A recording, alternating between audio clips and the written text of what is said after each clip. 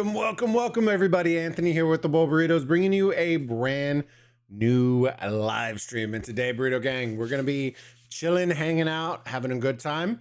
I wanted to get in a couple of streams this week since we are going to be out of town starting Saturday for a whole week. So I'm trying to get in some streams with y'all. Wanted to chill, hang out with y'all, have a good time. So make sure...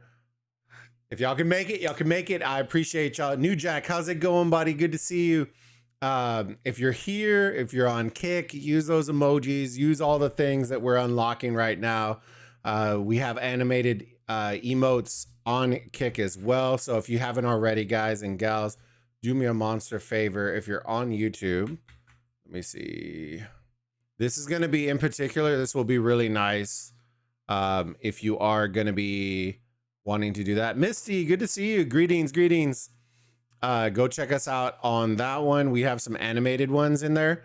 Once you set up, all you got to do is go search for the account and hold on, search for the account and then hit that heart icon and it follows, and then you unlock all the emojis.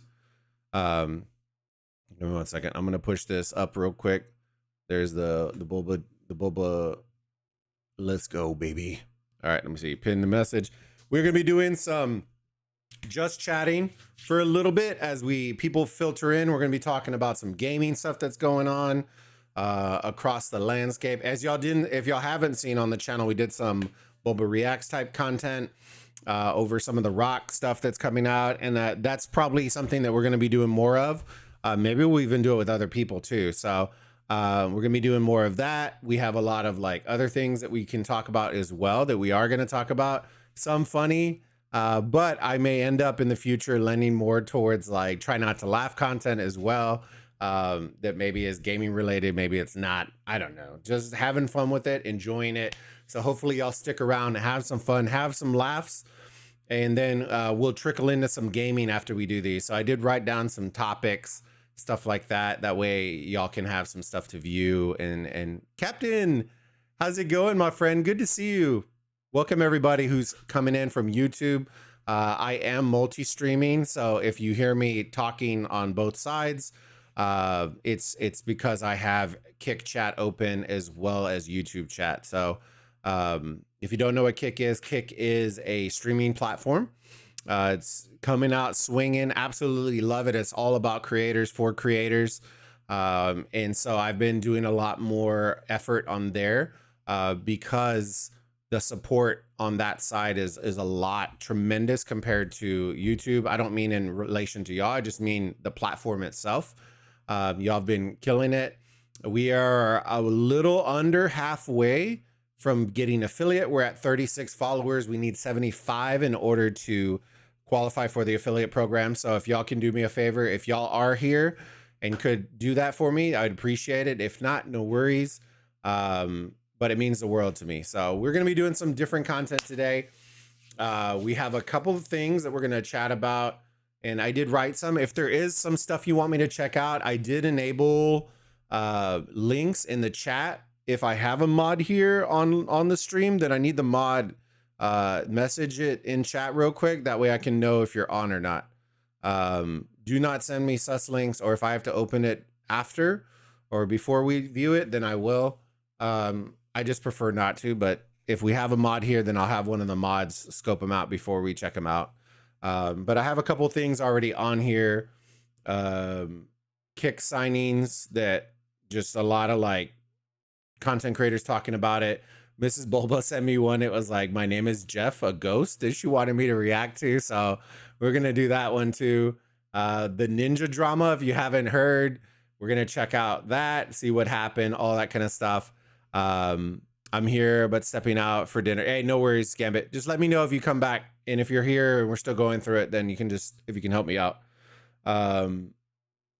The new Fortnite inside of games, people are loving those. I know 100T has one, and a couple other creators have it. So kind of talking about that, seeing some of that kind of stuff. And then there's a new battle royale that's out that I kind of want to see the little preview for. That way y'all can check it out too. Let me know what y'all think. I haven't really watched any of these things. I did know a little bit about the ninja stuff because I was watching Tim's stream. And then we're going to talk about 2 other topics. FaZe Rain wants kick. It was a statement that he said. It's a click. Couple of pimps, no hoes. Misty, thank you so much. I appreciate you for following us on Kick. Enjoy the animated emotes. You can pop them now. There should be 2 animated ones. If you don't see it on the app, now here's the thing. They are working on the app. It's still, because it's so new.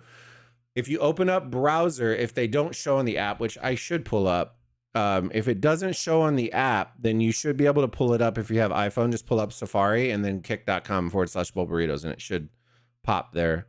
Let me see real quick if it's not showing on the app.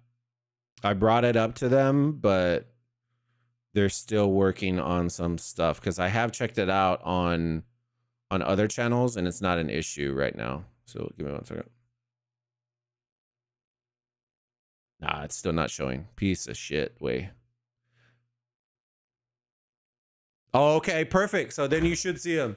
So when you click the little face icon, you should see my little icon, and you click, and then you should see all the anime.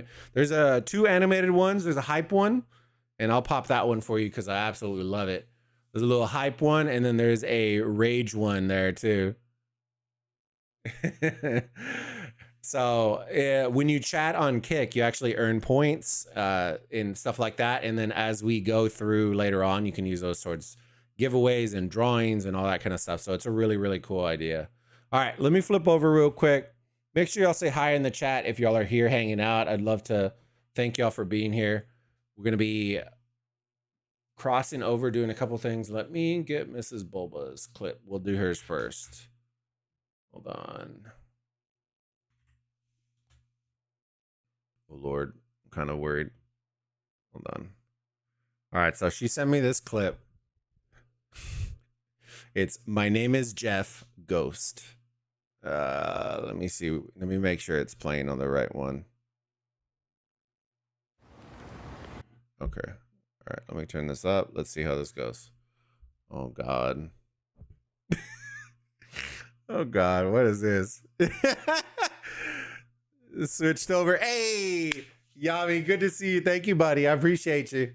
Switched over. Yeah. You got, hey, like I said, like I love both YouTube and that, but when we do giveaways and stuff like that, having those points on Kick and the animated stuff is going to be amazing. Checking in on y'all. Hey, I appreciate you. Thank you so much. Yeah, we're going to be doing some just chatting React type content right now. OG, and then we'll probably get into a little bit of gaming afterwards, but hopefully y'all stick around, have a little fun. We're going to be talking about some gaming stuff, all that kind of stuff. And if y'all have questions for me, look at Misty. If y'all have, feel free to use the emojis. I want y'all to use them on Kick for sure. If y'all have links and stuff, gaming stuff that y'all want me to talk about, put it in the chat and we can check it out. I think Kick should have, I think I have links already. Should be okay on the links. So we should be good on that part. Captain Yami, which one did you use? Oh, the Pepe one? Pepe nod. Pepe nod. All right. Thank you again for all the follows. All right, let's get into it. So this one is sent from Mrs. Bulba. It's "My name is Jeff Ghost." Oh, Lord. All right, let me see.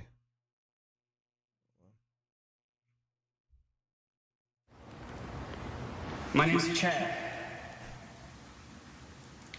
And I'm trying to communicate with the hell spirit no. with a person who died at this very spot. What the fuck? Can you tell me your name? My name is Jeff. My name is Jeff. Oh, shit. My name's Chad. And I'm trying to communicate with the spirit with a person who died at this very spot. Mistakes are made. Oh, no. Can you tell me your name? My name is Jeff. Holy crap. Oh, no. Oh, no, dude. Jesus Christ. All right. And there's nothing holding. Jesus Christ. All right, Daisy. Let me pull up. So there's Jake. Where is he? Jake Lucky. Let me pull him up. OG, Yummy, thank you so much. It just came in. Thank you for the follow. I appreciate you, homie. Enjoy the emotes. Feel free to spam them, use them. If you're on phone watching the stream or on your phone, then you may have to go through the browser in order to use the emojis or the emotes, the animated ones and the regular ones. But if you're not, then you should see them on PC if you're on PC. Sometimes they're still working on the app. It's still a little buggy, but it's all right. All right, so next one that we're going to talk about is, let me see. So a couple of people talking about their signings. So this was one that I was very interested by, but a lot of people, so if you don't know, THICC is, and I know a lot of people that are, especially if you're on YouTube, you haven't heard like all the stuff you may not have heard all the stuff that's going on. THICC is a streaming platform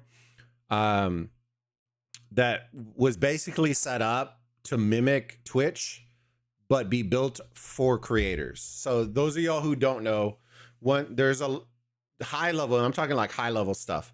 If you were to compare apples to apples, Twitch to THICC, Twitch has that 70-30 split if you are one of their like top 1%. If you're not, then it's a 50-50 split. Okay. Y'all know on YouTube, or if you don't know, on YouTube, the creators it's a 70-30 split. So if you give $100 donation, we get 70 before, and then YouTube would get the 30, and then we get a little bit taken out because of PayPal and stuff like that. Okay. Now to bring it in on THICC, it is a 95-5 split. So if you donate $100, 95 of that is coming to us before PayPal pulls their fees, as opposed to 70. Okay. Now, I know for a lot of people, so those of y'all who didn't realize I was still SN on YouTube, yeah. Those of y'all who don't know, that is a huge, like for those of y'all who love supporting the channel and supporting us and helping us so that we can make more content and better content for y'all, that's a huge, huge W for us. So that's why I've been pushing it. It's to help me help the channel so that we can do really cool things and continue to grow our community. So that's just one of the other things. No exclusivity is on THICC. Twitch has exclusivity. And there's so many other things. So THICC has been deliberately targeting Twitch's really, really high sub count content creators that are on there. So like XQC moved over $100 million contract, which is what Nade kind of talks about here. Nade Shot, he's the owner of 100 Thieves. If you don't know, he has an esports team. And then some of the other creators that are talking about deals that they want or don't. Like it's just a lot of stuff that's going on right now. But I think Nade had like a really funny take on it. So I kind of wanted to show y'all, that way y'all could enjoy it too. All right. Here are 3 important ways to support your immune system. First, right. So that way y'all know this is Jake Lucky. He's I want to say he's kind of it's gamer update, but Jake is the one that is like the face, the face of it. He used to do like an esports channel and report a lot of like the gaming news and that kind of stuff like that. Like, I don't want to say a gaming reporter, but he basically reports a lot of that kind of stuff. So that's why I love watching his content. So that's why we're going to kind of react to it. On a recent podcast, Nate Shot spoke out on the hot gambling topic that's been going on as of late. What's up, peeps? Welcome back to the channel. Thanks to all of you guys who have been subbing, leaving comments. Of course, we continue to talk about Twitch versus THICC. Of course, THICC backed by Stake, Twitch backed by... So if you don't know Stake, so Amazon is backing Twitch. They're their parent company, and then there is Stake. If you don't know what Stake is, it's one of the largest global gambling sites. Habibis, hey, the Habibis own a huge portion of Stake. And so they ended up funding THICC as a competitor to Twitch. So that's where some of the pushback is coming from, because people are saying that it's not morally right for kids and younger kids to be affiliated with a gambling parent company, which is, we can talk about that all day. Amazon, the ongoing gambling debate stemming from last week with XQC versus Hassan and Pokimane. We already broke down that full video on this channel. Now Nadeshot giving his take on this whole gambling controversy, which if you guys have been around for 5 to 10 years has been an... So where does the leave Elon and... I think he actually said something too. Dude, we're still, Misty, we're still lining up. I'm hoping that Elon versus Zuck fight is going to happen, because if that happens, that could be the highest bought pay-per-view in history. Well, we're still holding out for that one. Ongoing up and down, ebb and flow debate between Twitch, we just had CSGO gambling and other gambling sponsors. We're talking about sports betting, and now, of course, the unregulated crypto gambling that has come along with other platforms in question connected to THICC. That being STAKE. I don't know what I can and cannot say without being struck by YouTube, but it's always been an ongoing debate. I guess we're gonna find out, right? People's moral line is on accepting or denying these partnerships. As Nadeshot gives his take on XQC's deal, saying, "Hey, I'm not going to judge him. $100 million, that is tough to turn down, but certainly a lot of people questioning the morality of XQC's decision, given THICC's connection to directing people to gamble." Elon will back out. Zuck does training and will kick his ass. That I believe, Misty. But I feel like Elon's just real quirky and weird. I don't know. I feel like that. Hold on. Give me a second, chat. In honor of Nadeshot. In honor of Nadeshot. All right. In honor of Nadeshot, since he's holding that blue can right there, it's actually his thing. We got the green one right here. So we're gonna, in honor of Nadeshot, we're gonna crack it open. Just have a little.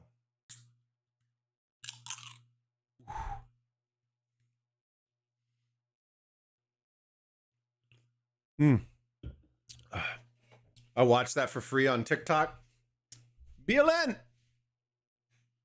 Oh, you switched your name. You watch what on TikTok? Which one are you watching on TikTok? All right, let's get into it. But 100%.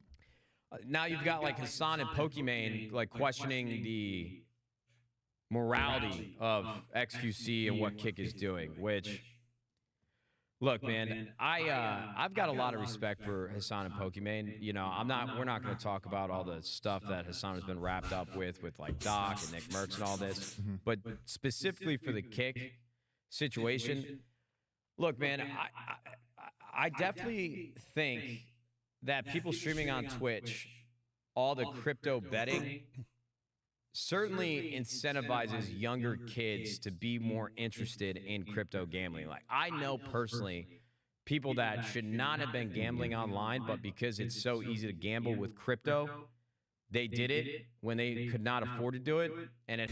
All right. So first off, and this is just my personal opinion. If y'all have different opinions, put them in the chat. I'd love to go back and forth with y'all. So first off, right, we're talking about gambling, right, in the gaming industry, which is kind of a topic on its own, and we can kind of dive down that rabbit hole. But I find that if you want to complain about gambling, slot machines, roulette, like that's the kind of stuff that they're referring to, that kind of stuff. I find it more predatory. And this is just me. I find it more predatory for kids to be getting offered and pop-up bundles. And there's so many other ways that I could classify a gambling in mobile games, in PC games, CSGO. There's so many, like loot crates in CSGO. Like there's just so many other ways of doing it that I feel like over the course of like if you look from gaming in the 90s to where we're at now, and the amount of like micro transactions that are in game, right? If you're buying cosmetics in Call of Duty, I wouldn't classify that as gambling because you know exactly what you're going to get. Okay. You're buying a skin. Okay. You got a skin, right? It's like going to a store, pulling a loaf of bread off, going to pay for it. You know what you're getting, done, right? When you're going on Amazon right now and you're buying crates that you can't even see, I wouldn't necessarily classify that as gambling, but you are technically taking a gamble on what you are going to get, right? You could get total shit and lose money on it, technically. Okay. So it's not traditional gambling, but you're technically doing like that kind of stuff, right? We look at mobile games in particular, really bad on transactionals, right? Came to say hello, see you guys. Hey, Alexander, I appreciate you. Like, there's so many like microtransactions that require you to buy this to possibly get a bunch of different, like, to where I think the same people that are arguing about gambling being an issue, either one, clearly haven't played any games that have any sort of like loot crate or anything like that, which is readily common in a lot of games, or two, have just had their eyes closed in the gaming space for years. Like, this is a common thing that is happening. I can't tell you how many streams, YouTube videos are just CS crates opening, $10,000 crate loot opening, you know, Rise of Kingdoms spinning for 5,000. Like, we can go from mobile games, PC games, to any other games. Like, Battlefront had a huge lawsuit, for those of y'all who don't know, and had to change Star Wars Battlefront had to change their entire loot system because certain countries were saying that it was against the law for children to be able to do that. So, you know, it's just little things like that. I feel like there's not really a bar because the line is so blurred that I think people just forget how, like, there's so many other monetization models, you know, that it's blurring the line so hard. Bro, there are bounties on Discord put out all the time for stream sniping Fortnite players, not just streamers. Yeah. And that's the kind of stuff, like, I feel sorry for parents these days. They got so much to look out for. And that I kind of understand, you know, like, I can get it, but at the same token, like, I think people are putting it too much under one banner when in reality, the umbrella is so much wider, and people are only putting roulette, you know, blackjack and slot machines under this small umbrella, when it should in reality be pulled out so far that the common stuff that is common in certain games should be classified in the same light. Because I promise you, I bet you rolling a slot, I would get better value going through 1,000 pools on a 20-cent slot machine on stake than I would buying a CS crate and getting, you know, absolute dog shit with the hope of a possibility of getting something else. You know what I mean? Let's pay out to anyone, kids and adults. Yeah, it pays out somewhere. Well, you have to have an account to get paid out, unless they do through PayPal, which they might, but who knows? It has not worked out well for them. But I just think, and these are two schools of thought, I guess. This is me trying to see both sides of the fence.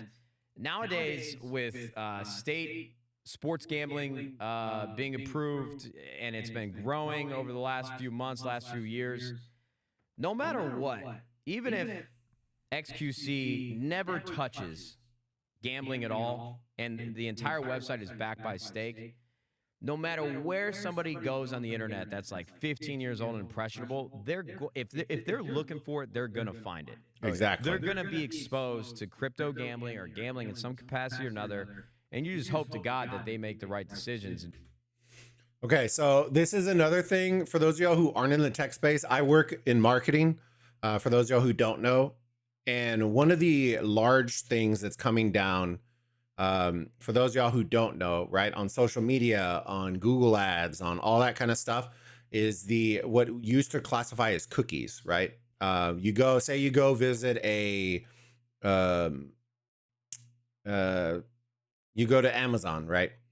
You go to Amazon, you search, I don't know, brand new or Traeger grill, whatever. We'll just go with that. Traeger grill on there. You're looking at a couple listings, so on and so forth. And by the time you know it, you're on Facebook, right? But now you're getting service Traeger ads on your Facebook feed, right? You go into a shopping website, right? You're going to shop for your wife's new gift or whatever it is. And now there is Traeger ads on the side, right? There's Traeger ads, okay? Go into a gaming website. There's a Traeger banner that drops down. Those are due to having cookies on your system. So basically what happens is you go to a certain site And in order to give you a personalized experience for something that you actually are looking for, they install it. Basically, they drop a cookie on your system so that certain things that you search for will now be catered to you over and over and over and over again. Okay. I can see where that becomes a problem, especially with children, right? With kids, they're going online. If they are looking for something, they are going to find it, right? Even if they go on search history and search stake.com, right? And pull in, they can't gamble, they can't do anything.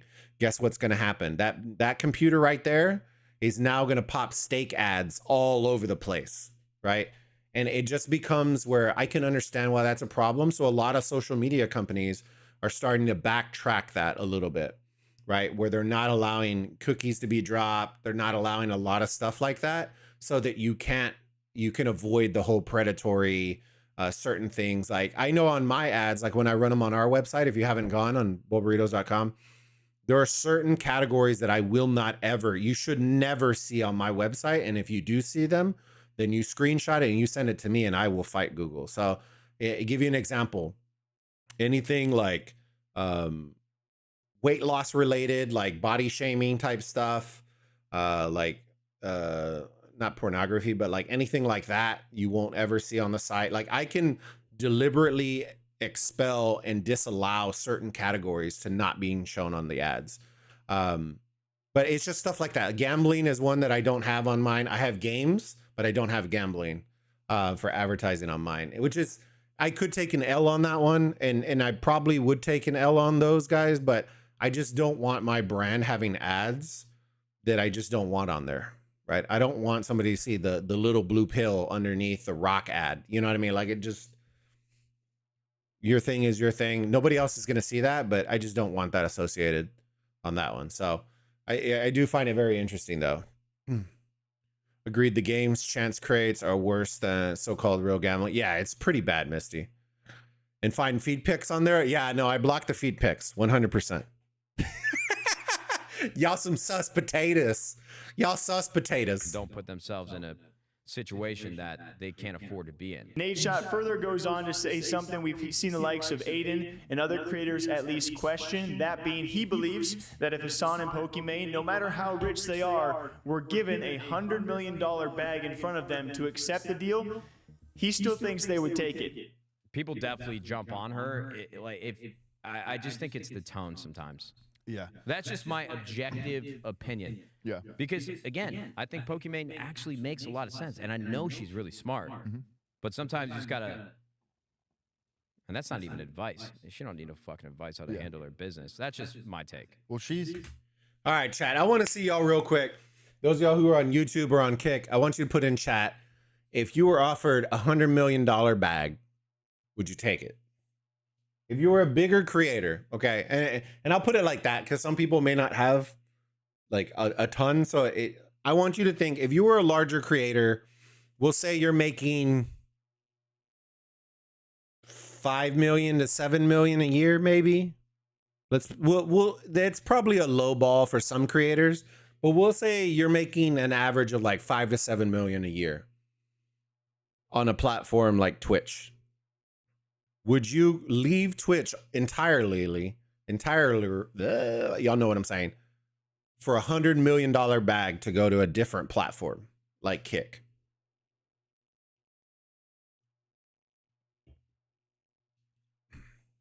We'll see y'all real quick. Yeah, I mean, she's spitting facts. She's getting flack regardless, as you mentioned. And one of the clips I saw that propped her to bring up her morality. First off, we got to talk about this dude's outfit real quick, okay? I've seen this guy, and this guy literally, yeah, exactly. This guy looks straight out of like a West Side Cholo movie with his white wife beater, his khakis, and his white shoes. We got to work on that, homie. All you're missing is the slick, y'all know what I'm talking about? That super gelled, slick back hair and like a tattoo, couple of tattoos, and he's set. Maybe a little teardrop.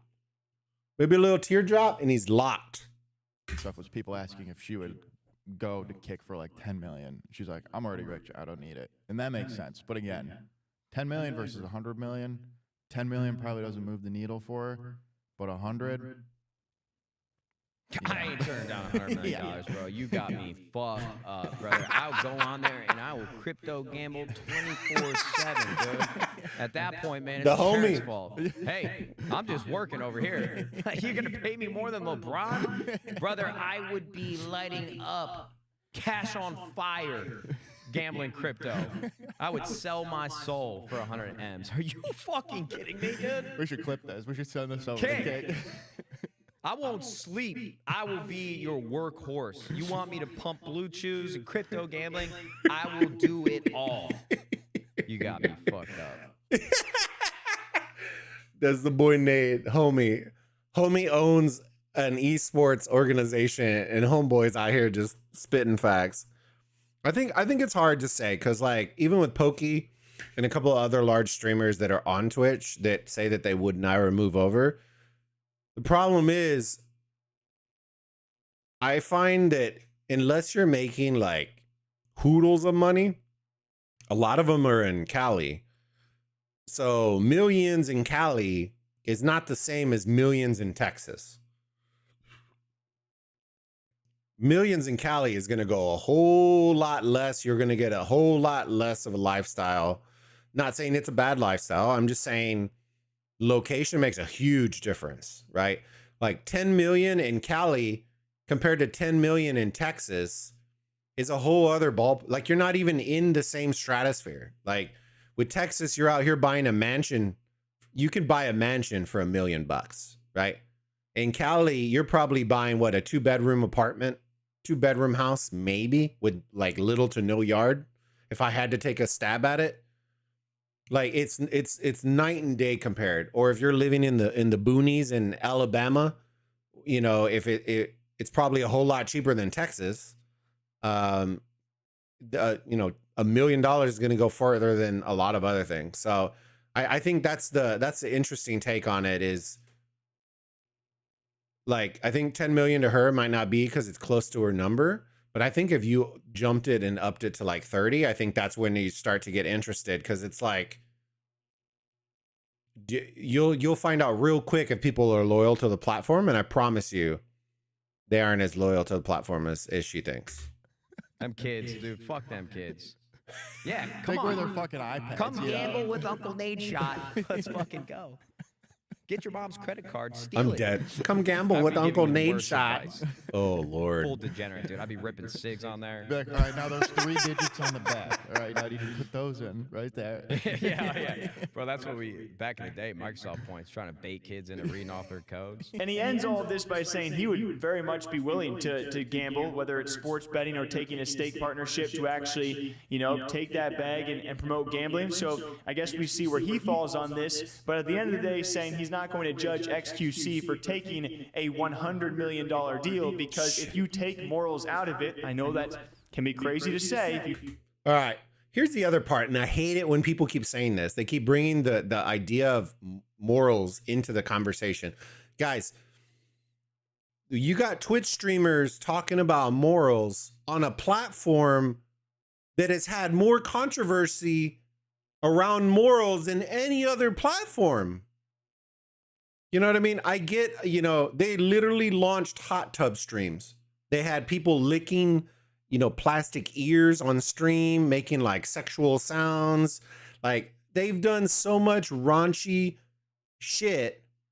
They have they have no room to talk about morals. And that's the part that blows my mind, is when you have a platform like that has been synonymous with like weird things, not just on the streaming, but financially, just different shit. They're always in scandals and like, dude, it's just so bad to the point where it's like, hearing Twitch take the moral high ground makes me fucking laugh, because they're trying to take moral high ground over something.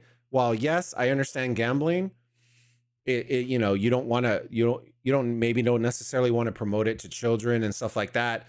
To think blindly that it is not a part of the world, especially as an adult, is asinine. Some of the richest businesses in the world is literally gambling. Like, you can look at how much the portfolio of some of the guys that are in that, they own football teams, sports teams. They are in entertainment and television and media. They are everywhere. So you mean to tell me that you're going to take the moral high ground on a streaming platform, but then go to a soccer game with the same owner of this and then go to a game? Like, it doesn't make any sense. If you're going to stay on that moral high ground, you better stay on it. And then for everything under the sun, not just gambling. And that's what I would say about that. You take morals out of it, he finds that a lot of people would be taking that deal for $100 million, no matter which way that pie is cut, equity, cash, whatever the split is. That's where Nadeshot falls. Despite the responses from Hassan and Pokey, he makes sure to clarify not judging either side and how they feel about this. You know, Pokey and Hassan are obviously very well off for themselves and have the right to make those choices, but it's certainly a choice that has also split a lot of people out there as the platform wars continue. What do you guys think? Would you take the $100 million? Would you turn it down? Would you turn down $10 million? Shit, for $100 million, anybody who says they're turning down $100 million is either full of shit or they have plenty of money where they can afford to turn it down. Nobody in their right mind's turning down $100 million. I don't care what it is. That's a secured bag with no strings attached. You know what I mean? Like, that's, I don't know. But yeah, so that's one of the bigger dramas that's going down right now, that creators are kind of like debating, going back and forth, and a lot of creators are moving over to Kick just because, and it's not like there's simple things, and this is getting more into the Twitch stuff. But Jake also had an interview with the Twitch CEO and asking him about why everybody can't have the 70-30 split. If you haven't seen it, go check him out. It's a very interesting watch because, long story short, what ends up happening is you start to slowly see the layers getting peeled back. And basically they're almost making little to no money on Twitch as an Amazon parent company. So the idea of giving creators more money when they're not really making any money doesn't appeal to them. So they keep constantly pushing back on it, which is very, very interesting. All right, let me go back. Let me see. There was a Ninja one. This one blew up. Dude, it went crazy. Where's it at? Was it this one? Hold on. He goes absolutely ape shit though. Let me see.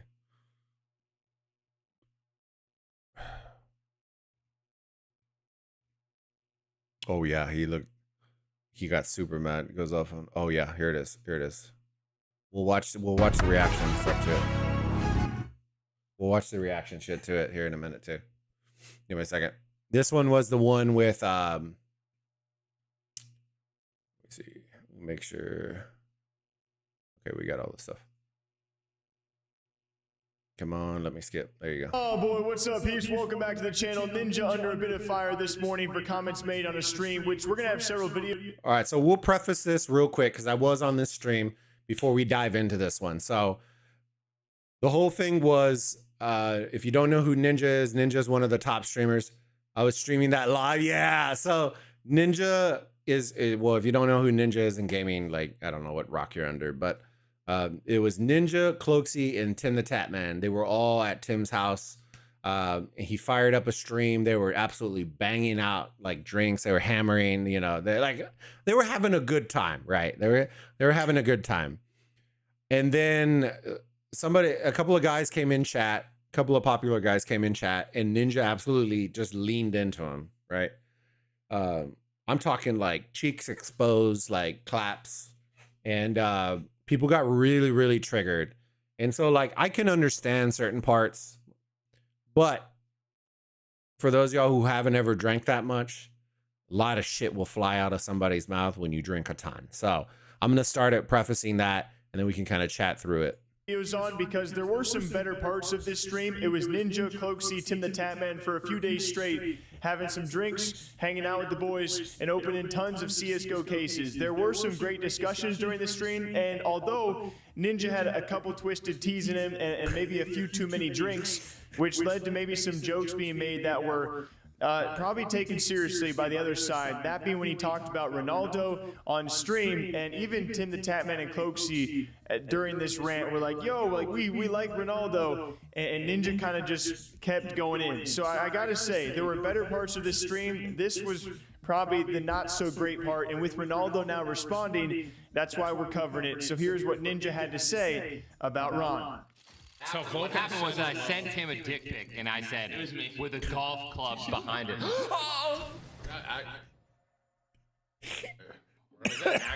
I don't think so. I mean, the thing with YouTube is anyone can make any account. And we're gonna watch the reaction to it afterwards. Literally like 1/20th of our following, and it's completely irrelevant. So we should probably just keep opening games. I love Ronaldo. Ronaldo. Why you hate that him? He tried to be an IRL streamer and failed miserably. So he's, you know. That's not Ronaldo. It can't be the same. Is that Ronaldo? If it's Ronaldo, we love you. It's not the same. I don't think it's a real one. How drunk is Tyler? He's like basically like water. The whole thing with YouTube, anyone can impersonate. I am like water. You pour me into a cup, I become the cup. Ronaldo, are you actually Ronaldo? Pour me into Tim's dick, I am his dick. Which said it is actually him. So. Oh shit, hi Ronaldo. Sorry. I don't know why Ty cooked. I don't know why Ty was cooking like that. He's so sauce. Hey Ronaldo, man, keep uploading those, you know, IRL videos, bro. You're killing it. You know, Timmy right there is like, fuck. Can we open up? You know, Timmy's so worried right now. I didn't know that it was actually Ronaldo. Listen, the worst part about YouTube is anyone can copy anyone's name. Hey, Ronaldo peaked when he was fucking playing Fortnite. I'll say it. Oh God. Dude, I mean, now he's trying to get into drama. Highs and lows. Ronaldo, you're better than drama, dude. All right, get back into the fucking competitive scene. You're washed. I said it, dude. That doesn't make sense I said either. what I said, bro. I think Ronaldo. No, I'm saying you told him to get back in the competitive scene, and then you also said you're washed up, bro. Ronaldo, you're like a combination of fucking clicks. Like, oh my god, I might be good at the game, and like myth, like you went to YouTube and what happened? You know what I mean? Damn. See, so this is the only part that I felt really bad at, because Myth is like one of the nicest dudes that you'll ever meet, or if you ever like talk with this community and just go and chill and hang out, he's so chill and nice. He's a little cringe sometimes every now and then, but it's not like a bad thing, right? It's like, as gamers, we do cringy stuff all the time, but he just lights him up, bro, just out of left field. It's like those videos where you see a dude just walking down and then just gets absolutely sucker punched out from like left side camera. I mean, like, that's you right now. All right. What? I said what I said. Shut up. I said what I said. Shut up. Shut up. Holy shit. Holy fuck. You know what I mean, though? No. We like Ronaldo. Stop. I'm a Ronaldo fan. Oh my god, Ty, dude. And I'm a Myth fan. We used to build towers into the sky. Less is more right now. Yeah. Less is more. We like Ronaldo. Thank you. We didn't know that was real to Ronaldo. Hey, listen, guys. Get lit. You're a great gamer. Get lit, brother. What the fuck's wrong? We found out. You know what I mean? Let's not stop from us getting the knife. Dude, Timmy's so worried. What did I say? I didn't say anything that was bad. Stop Ronaldo. I said a lot of things. He didn't do anything that was ever disrespectful. Oh, Ronaldo's a Bro. king. Yes. It's ironic that we're watching this after talking about gambling, right? And I've been streaming Literally 1,000 viewers. thousands of dollars opening cases right now. So you're trying to be humble. A lot of people could humble themselves. Just hordes. I think he spent like $12,000 All right, I'll reel it in in. like 30 minutes. I was like, Joking beyond belief, Come on. but some people are gonna take it beyond like. It's my words. Yes, some My people, word. No, some people are gonna blow it out of proportion. Just kidding, obviously. Oh, I didn't insult anyone. I love Ronaldo. dude, Timmy, look at Timmy's face, bro. it. Ronaldinho or Ronaldo? Oh my god. Timmy's actually tilted right now.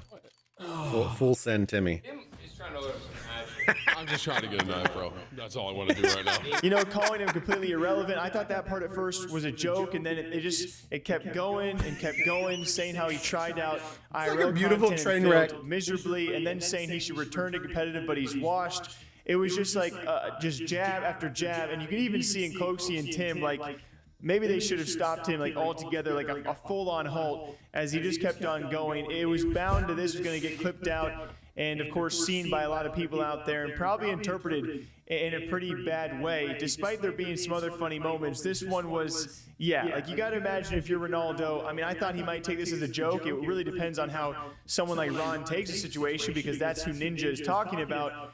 Well, he didn't really appreciate it too much as he took to his alt account on Twitter to respond, saying Ninja get a weirdo. Oh, I don't care if he was Lord. drunk when he crap talked me. People say crap they mean when they're drunk. I never said crap about him, and even when I watched him when he had 400 viewers before Fortnite. Shame someone I effed with said some whack arse crap. I don't really care though, just thought I'd share. He basically said all of that crap and projected his own feelings in front of 30,000 viewers on Tim's stream because I wrote hi in the chat, LOL. I'm not going to cry like a biatch, but it's just whack because I used to stream H1Z1 when I was 14 to 15 because of him.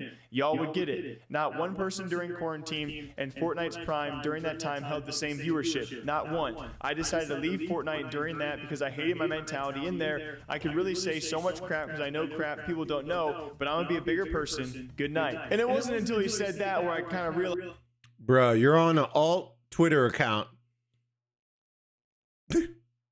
You're on an alt Twitter account, homie. Come on now. I was like, wow, this is way deeper. You know, when you have someone crap talking you in front of 30,000 viewers and you think like, okay, where did this even come from? And of course, Ronaldo came into the chat. They were checking if it You're actually was blindsided, him. brother. And all of that, the simple message sparked what Ninja had to say. And then, of course, you back tie to, you know, when Ron was up and coming. Ron is still a very young creator out there. And so when he was coming up in Fortnite H1Z1, very young, watching someone like Ninja, it kind of paints a whole new picture of like, okay, why did Ninja go off when drinking? Was it just a joke taken too far? At first, I thought it was in jest, and then it kind of just kept going and going. Certainly not a great look. I would expect probably Ninja to apologize once this, you know, starts getting clipped out and seen more often, and hopefully the two can make up, because beyond that, there was so much revealed in this stream, which I will be talking about the channel just to forewarn you guys, a couple videos coming from this on some big deals out there and other things mentioned during these streams. But yeah, you feel for a guy like Ron having to hear that, especially it's hard to really step in those shoes until you are the one being trash talked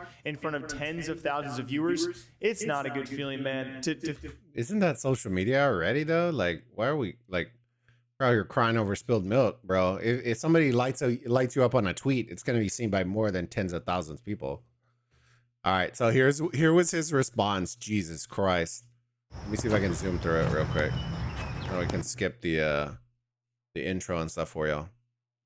But yeah, Jake did a really good job covering a lot of this. That's what was been very interesting. And then his response is more cringy, which makes it worse. I don't think it helped this case. I think it made it worse, in my opinion. 1,000 viewers, also saying how Ron had failed at IRL content, how... Dude, all right, get back into the fucking competitive scene. You're washed. Correct me if I'm wrong, you blue-haired fuck, but I'm 90%... Oh shit. Sure the word fell off was created after your fucking career, if I'm not mistaken. I actually genuinely believe people started using that terminology when you stopped fucking streaming. Correct me if I'm wrong though, because I never heard of that until someone who had 225k average viewers playing with Drake, partying with Travis Scott, and then immediately goes down to 3k viewers unless he streams Fortnite, which he'll get 10, which is amazing. All right, first off, chat, like, we gotta talk about this. Your boy, and this drives me fucking nuts when I see this, right? Your boy out here making bags, right? The kids out here making bags. Yet we are still using the 1994 headset to stream. Like, homie, buy yourself a fucking mic. You sound like you're an airport traffic control operator. You know what I mean? Like, homie out here, somebody needs to donate his ass a mic. Look at the dudes on the right that are running like a 15K YouTube channel, and look at the dude on the left that is making a bag, has a Christmas tree in his background, and is shirtless doing an interview. Amazing, but for 20 million followers, I guess not. But apparently, I fell off, and my peak was Fortnite. No good look for the sub. Not only calling Low key, everybody's peak was Fortnite. So homeboy is spitting facts out here. Ninja a blue-haired F, and also saying the word fell off was made because of Ninja's fall off after peak Fortnite. He continued to go on and call Ninja. He says that Ninja, that's all he's about. So then he responded with, my apologies, dude. I had no reason to blast you like that. I was completely gone and just feeling some type of way. No reason to randomly and unnecessarily throw shade at you, brother. I don't expect you to forgive me either. I just wanted to reach out and say I'm sorry. You're a great streamer and content creator. If I'm a great streamer and content creator, why are you saying 1,000 viewers is bad, that my YouTube isn't good, and that my community basically sucks? That's my question. I feel like what this was is your attempt at fucking PR training, because that's what you do. You know that too. You know you PR train. You're PR trained. You know. Bruh. Yeah. Everybody's gonna fucking be PR trained at that point. You know what I mean? Like, when you're making that kind of shit, you're always doing interviews. You're always doing like, yeah. Like, only a moron would not be PR trained at that point. Dude, I already reached out to him and apologized for the. I mean, you know, Ronaldo wasn't ready for the level of banter that me and the boys dish at each other. I'm not your fucking boy. I've never been your boy. You just came at. Bro, I'm gonna use the same analogy like I use. It's like you go to someone's concert and they fucking put the spotlight on you and they call you broke and they call you a loser in front of 30,000 people. Chat, can we agree on the headset and the Christmas LED lights? Yeah, exactly. Like, I get he's not a kid anymore. I think he's, what is he, like 20 years old, 19, 20, somewhere around there. So the homie has literally the Yeezys in the back, probably a cool, like, what, couple of grand in shoes there, but then has the cringe Christmas lights with the dated Christmas tree and a headset that he's yelling in that's not meant to be yelled in. You know what I mean? Oh, you would feel some type of way. I'm not your fucking boy. Boys don't say that. Do y'all say that about your boys? The only thing I can think of is like, call my. And I mean, this goes on and on. A situation that I thought, at first, when I first listened to it, I thought it was jokes. And then when I rethought about it, okay, it would suck to be Ron in front of 30,000 viewers. All he did was say hi to Cloaksy and Tim the Tatman's chat. And then Ninja just started roasting him in front of 20 to 30,000 viewers. Because, you know what's crazy? Some of your own people that you work with, some of your best friends, some of the friends in the industry that you work with, DM'd me, and they actually said that you're weird for that, and they're really good friends with you, and I'm not going to tell you who, but just know that your circle, people you work with, people who are friends with you, said some shit, and that's going to be how you feel for the rest of the album. I'm not going to tell you. Just know that you gonna know that now. No, I'm not leaking it. You know why? Because he's never gonna know. You can continue to have those people around. Just know that people DM'd me apologizing for you before you even apologize for me. All right. Do y'all know who Tyler 1 is? If y'all know who Tyler 1 is, when I heard this guy chatting, that's literally all I thought about was a rejected Tyler 1. That's literally what I was thinking of the whole time. Hey. Think about it. You will. But dude, I've been a fan of Ronaldo. Fuck it, bro. I care about my community. That's why I'm standing up. When you make fun of my 1,000 viewers, when you make fun of my 100 viewers, if I had 10 viewers, the thing is, I care about my community. You don't give a fuck about it. That's why you stream the same game. You know you don't want to stream this. And if you do, you know it's for money. That's why you sold out for fucking millions of fucking dollars. Sold out, homie. I love that people always throw that out.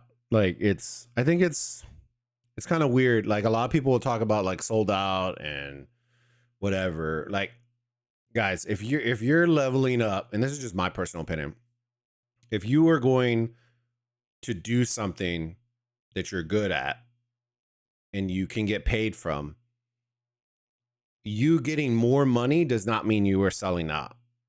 Because if you have a family, if you have kids, if you have a lifestyle, if it's generational wealth, if it's whatever it is that will help you and your family get to a better place than you were before, that is not selling out. That is securing the bag, baby. That is a lifetime achievement. Pat yourself on the back. Set yourself up for life. Like, if people say you sell out, then fuck them. Because the problem with it is the same people that are saying you're selling out are the same people that are going to try to ride those coattails all the way to the fucking finish line. Because the problem is that's why, like, for me, I never like talking about other people's money, because at the end of the day, whether people like it or not, I'm going to do what's best for me and my family, right? I don't give a shit if it means I got to move to this platform, only push this product, do whatever it does, because at the end of the day, I'm trying to do what's best for me and my wife and my future family. You know what I mean? So I would never say, I never like the word sellout, because it implies like you're doing it for the wrong reasons, when in reality, almost every single person who's taken any sort of bag in the content space has done it, and it's setting them up for life, them and their family and their future family, potentially for life. So it makes people look bad, because you look like an idiot when you constantly say that somebody's selling out, in my opinion. I know you rich. I know you got money. But by the end of the day, I'm 20 years old. At fucking 17, I did what I had to do. I bought my mama a crib. I paid off the mortgage. I bought her a car. I gave her 100 bands. At 17, at 18, I don't give a fuck. I did this shit for my community. The way I got big was in under 6 months. Okay? Somebody should have asked him where he got big on. As much shit as he's talking about Fortnite, that's literally where he got big on, was Fortnite. That's why he looks like a big hypocrite here, and this is why I was saying he looks bad. Because he's talking so much shit about Ninja and Fortnite, but Fortnite literally made him who he is. Like, he can't say it's anything. He literally was built on Fortnite. Worked for what I got. I got lucky, sure, here and there. Everyone gets lucky, but I worked for shit. So the fact that you coming at me and you coming at my community is bonkers. It's crazy. How do you sit there? I don't give a fuck if you drunk. I should come at you. I should come at your family. I should come at your family and then say sorry, right? Because I'm drunk. And Ninja did apologize this morning, although Ron took this as kind of back-ended and not a fully convincing apology. And a lot of the issue is it wasn't. It didn't happen for me, at least. Mo with an I-99 says, "Good morning, Nina. Not to be disrespectful or anything." Dude, I already reached out to him and apologized for the. I mean, you know, Ronaldo wasn't ready for the level of banter that me and the boys dish at each other. I messaged him, DM'd him, and told him apologies for the mini roast, if you will. But dude, I've been a fan of Ronaldo. I've been watching his streams for a long time, man. Even his IRL stuff when he was walking around. I watched him eat at a restaurant. He just ate a bunch of tacos at a Mexican restaurant on one of his recent IRL streams, like a month ago.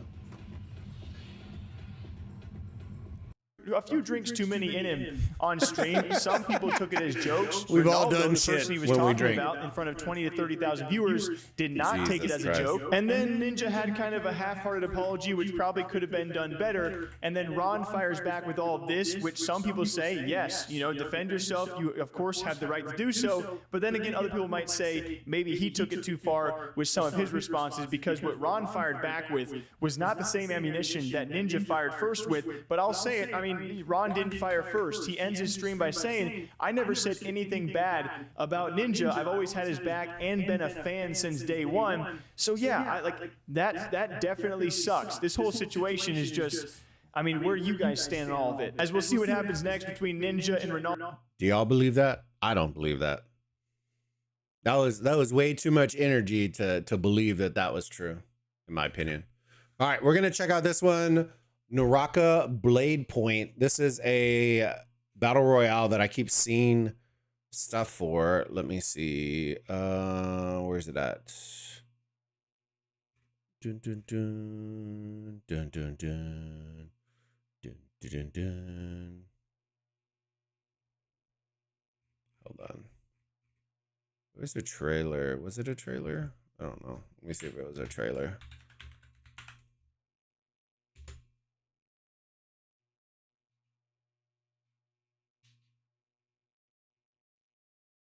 I want to see gameplay too, but that's the trailer. I want to see gameplay showcase. All right, let's check it out. So it caught my eye for a couple of different reasons. I'll talk to y'all the reasons why. So when there's nothing holding you back. So it caught my eye because, one, I have really good friends, Baskovitz and Rennie. that absolutely love Final Fantasy, like the whole ecosystem, universe, that kind of stuff. They love Final Fantasy. And I know that he loves Fortnite. So they play Fortnite a lot together, both him and Rennie. So I was like, I literally DM'd him. I'm like, bro, you got to check this out. It's free to play. Go check it out. Because it literally looks like a blend, like the love child between Final Fantasy and Fortnite. Except you don't have weapons, you have swords. Check this out.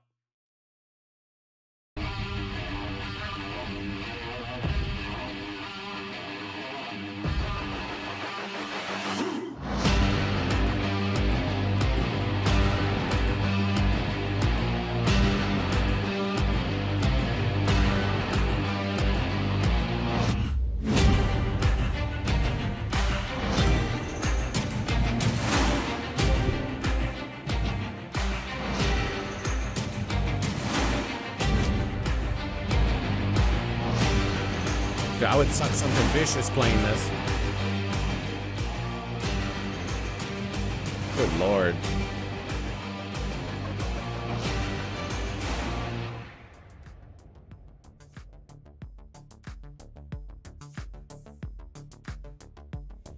What do y'all think, chat? Put W's or L's in chat. Let me know what y'all think about the game.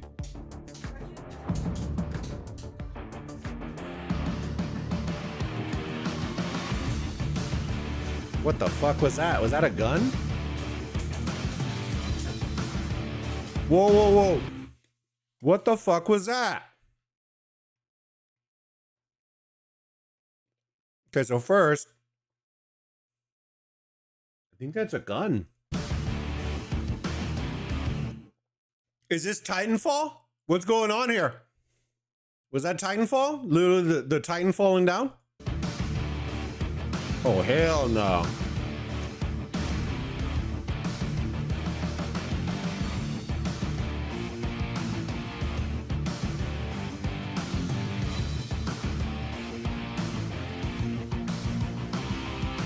What the fuck is that? Oh, hell no.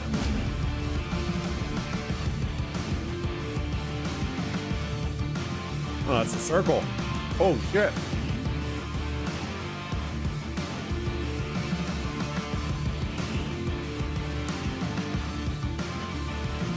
What the fuck is that? Why was there a mech bot in there? Yeah, I thought it was Titanfall, BLM. I'm not gonna lie to you, brother. But it does look pretty cool. I would suck ass at it, but I feel like Beard Bro would be really good at it. So maybe we'll end up pulling up. Okay. How long are we in this? Hold on. We have been on, okay, so over an hour. We'll do a couple more and then I'll save the others for another time. There's one last one. It was, where is it at? That I wanted to talk about because it has to do with esports and I absolutely love esports. Would try. Yeah, it's free. So that's why I was thinking about it too. Where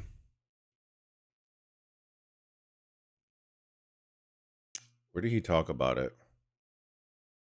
Not CS roster.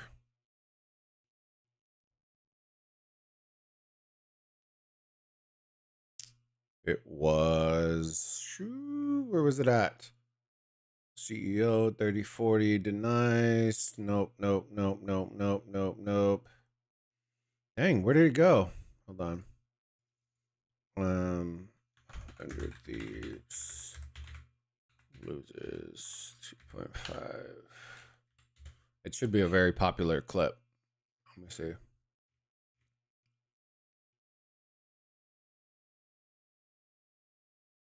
Oh, I don't need that one. There should have just been just a clip, and I know that I don't, maybe I can't find it. Could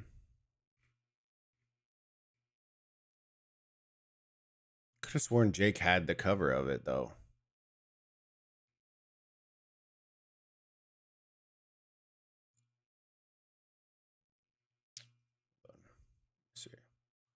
Notion has been the center. Let's see if I can find it real quick on their thing.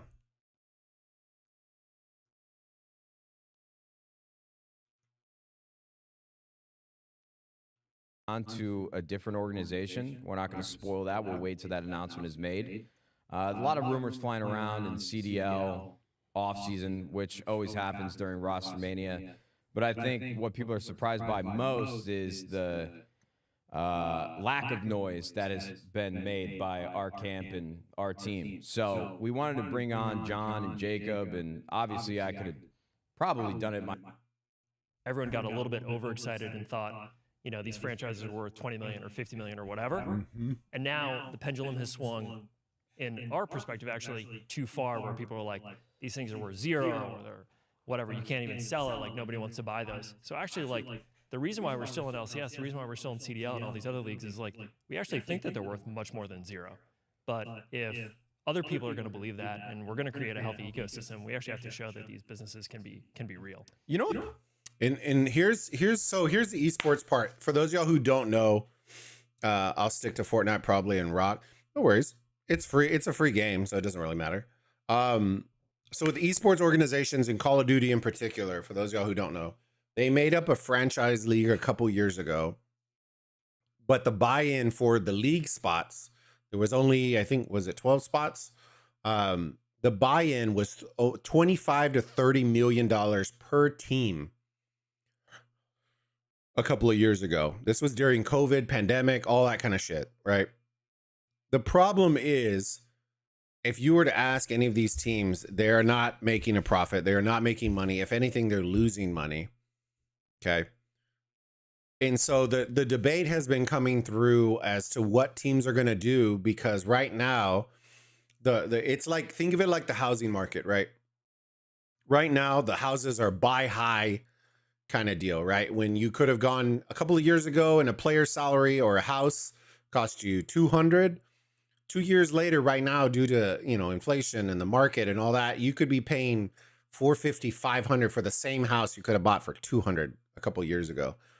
That's what's happening right now, is the player salaries in the scene are getting so fucking high that a player that you were paying 50, 60,000 a year, you're now paying $500,000. And so when the tournaments and all the stuff, the payouts are so low. I'll give you an example. One player's contract could be $500,000 for 2 years, right? The champs for Call of Duty, the max, if you won champs, was $1 million. Okay. Keep in mind, $1 million. That is split between 4 players. So $250,000 per player, right? This is before taxes. So those of them that still live in Cali, that 250 gets cut by what, 30, 35% just for taxes, right? And then on top of that, that's what you're taking. You know, whether the org, usually it's built in the contracts, whether you give them a percentage of the winnings or how your contract's structured, it's still pulling a percentage out. So even at 250, pulling 30%, what does that move to 0? 25K, that's 10% times 375, take out 250, that's what, 175, right? 175 from that 250 is just from taxes, and then that 175, then your org may pull from there or pull from the 250. It depends on where it comes from. So in reality, that's for champs winning it all, doing all that kind of stuff. Now, keep in mind, these teams in the course of 2 years are paying $25 to $30 million for a CDL spot, just for the CDL. I believe they could stretch it over the course of, what was it, 4 to 5 years, somewhere around there. But still, even when you break that down, $25 million over the course of 5 years, say, that's $5 million a year you owe the league, right? That's putting you in the negative already. That's before player salaries, transportation, you know, all that kind of stuff. You got to be making bank, and they're not making bank. So the whole other topic that's coming through is CDL has officially, I believe, locked in the contract with exclusively on YouTube. So all of their stuff is going to be streamed exclusively on YouTube next season. What's funny is I think gaming as a whole, maybe not from like a business perspective on the back end with publishers and the games that are being made every single day, but gaming like culture as a whole, I think is in a little bit of a lull. A little stale, I would say. I saw Nadia actually tweet about this, but there's really no game that everybody is spending their time playing like we had with Warzone and Fortnite. I agree. And Valorant when it first released. Like every community and all the players and anybody that consumes gaming content is all spread pretty thin across so many different titles and so many different interests and whatever the creators are making. Like as a whole, if you look at viewership across each individual gaming creator, not only on TikTok and Instagram, but their Twitch streams and their YouTube channels, I would say engagement is actually really slowed down across the board for everybody. You know, Well, so here's the interesting part. I agree with him to a certain point, but we also got to remember where we're coming from, right? We're coming out of COVID, out of the pandemic, where everybody was in lockdown. What did you have to do? Watch streamers, hang out, always be online, digital. Now everybody's moving out, right? Like you're seeing it on mobile games, on Rock. I know we got people watching on Rock. People are going out, they're touching grass now. You know what I mean? They're going swimming, they're going on vacations, they're traveling, they're back at their jobs, they're doing all those kinds of things. So I feel like the space got inflated due to the pandemic and us being like locked in, and it like the only thing we had was entertainment online. You know what I mean? And now you got people that are traveling, they're getting married, they're doing the things that they were doing before pre-pandemic. So that's why the viewership, engagement, all that's starting to drop. So that doesn't surprise me in the gaming space whatsoever. Jackson, SSSSSSSSS. How's it going, Jackson? Tiggo Biddies, when are you going to make a team? Dude, I wish I could afford to make a team. I just want to make a team so we can play on Friday and play some Call of Duty. You know what I'm saying? I wish. We can do like a fantasy draft though, or something like that. I love Call of Duty. I wish I was more into CSGO. I love watching CSGO, but I'm not all about like the breakdowns of, I wish I was into it, and maybe someday I will get into it, because I do love watching it, but it's usually during like majors and stuff like that. Like I don't watch like the practice matches and stuff like that when they stream them. How's it going, Jackson? Good to see you, buddy. Saw it with Ronaldo and Ninja and Myth getting into all this beef about everybody peaking in Fortnite, and then Cloaksy butts in and said, we all peaked in Fortnite. Oh, yeah. But like the last couple of years. Did Cloaksy come in with a really, really thoughtful? Yeah, you should watch. Dang, hitting him with it. He was like, nah, Ronaldo's great. I did. I saw him jump in at the end, and I was like, that's the most reasonable statement of all of these, which is, of course, everybody peaked during the peak of Fortnite. That wasn't hard to be the most reasonable. Shout out Cloak. Sorry, Clock. What's up? Come to LA, man. I haven't seen you in a minute. Tyler means well. He was just fucked up, and he knows he fucked up. He shouldn't have said that shit. But regardless of that, I think gaming as a whole right now is really in a bit of a lull, but this happens, brother, this wave of excitement will come back as it always does, and it's like a revolving door, man. I have seen this go up and down, like between like Call of Duty titles and Minecraft for a couple years, there was fucking nothing to play. There was nothing. I'm being dead serious. From like 2015, we were gambling CSGO skins until like 2017. There was nothing besides a new Call of Duty title every year. All the ridiculous trends that were behind like that period, right? It's like esports was the hottest thing around. Esports franchising was happening. Fortnite just came out. Fucking COVID, everybody Twitch locked and in their YouTube house. were going through the roof, and they were competing for streamers as well. TikTok, short form. TikTok was blowing up. Instagram, remember like 2018, 2019, can you 2020, imagine like, back Instagram then? went through the Jesus roof. Everyone Christ. was growing by like If we millions of only users knew. a year, you know? And like, we're just in a different period now. Bull market, bear market. Remember Simple when gaming economics. creators- We got 2 days of work left until you're heading up to Carmel for your wedding. Yeah. How are you feeling? I'm excited, man. I feel like we missed the we point. started competing yet. So it's just a really tough position to be in when you think you made all the right decisions, and then now we're halfway through the year and it feels like the walls are caving in. It's just the nature of guard. I mean, they brought in, or they had Simp, Beezy, Celium, and Arcides. I'm not even sure if they won an event. They might have won one, but they came up short quite a bit, and that to me was one of the best rosters that I had seen in the CDL era. I agree. So for us, and especially my background, and this is why I said I want you guys to look and listen. I take no pleasure in revamping our program so much that you don't recognize the faces that are on this team.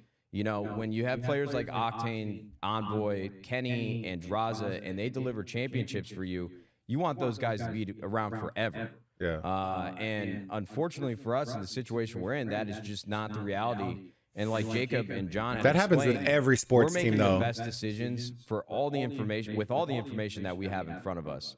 And I don't think that this era of 100 Thieves esports is going to be like this forever, where we have to be very stringent around our spending and be as creative as possible with younger talent and making bets on new players that want to come play for an established program and really start their career off on the right foot. But for me, I just can't shame the players for going to other teams with more lucrative offers. And that's the part I love. Like, as a sports team, whether it's for football or soccer or basketball or whatever it is, that's the reality of it.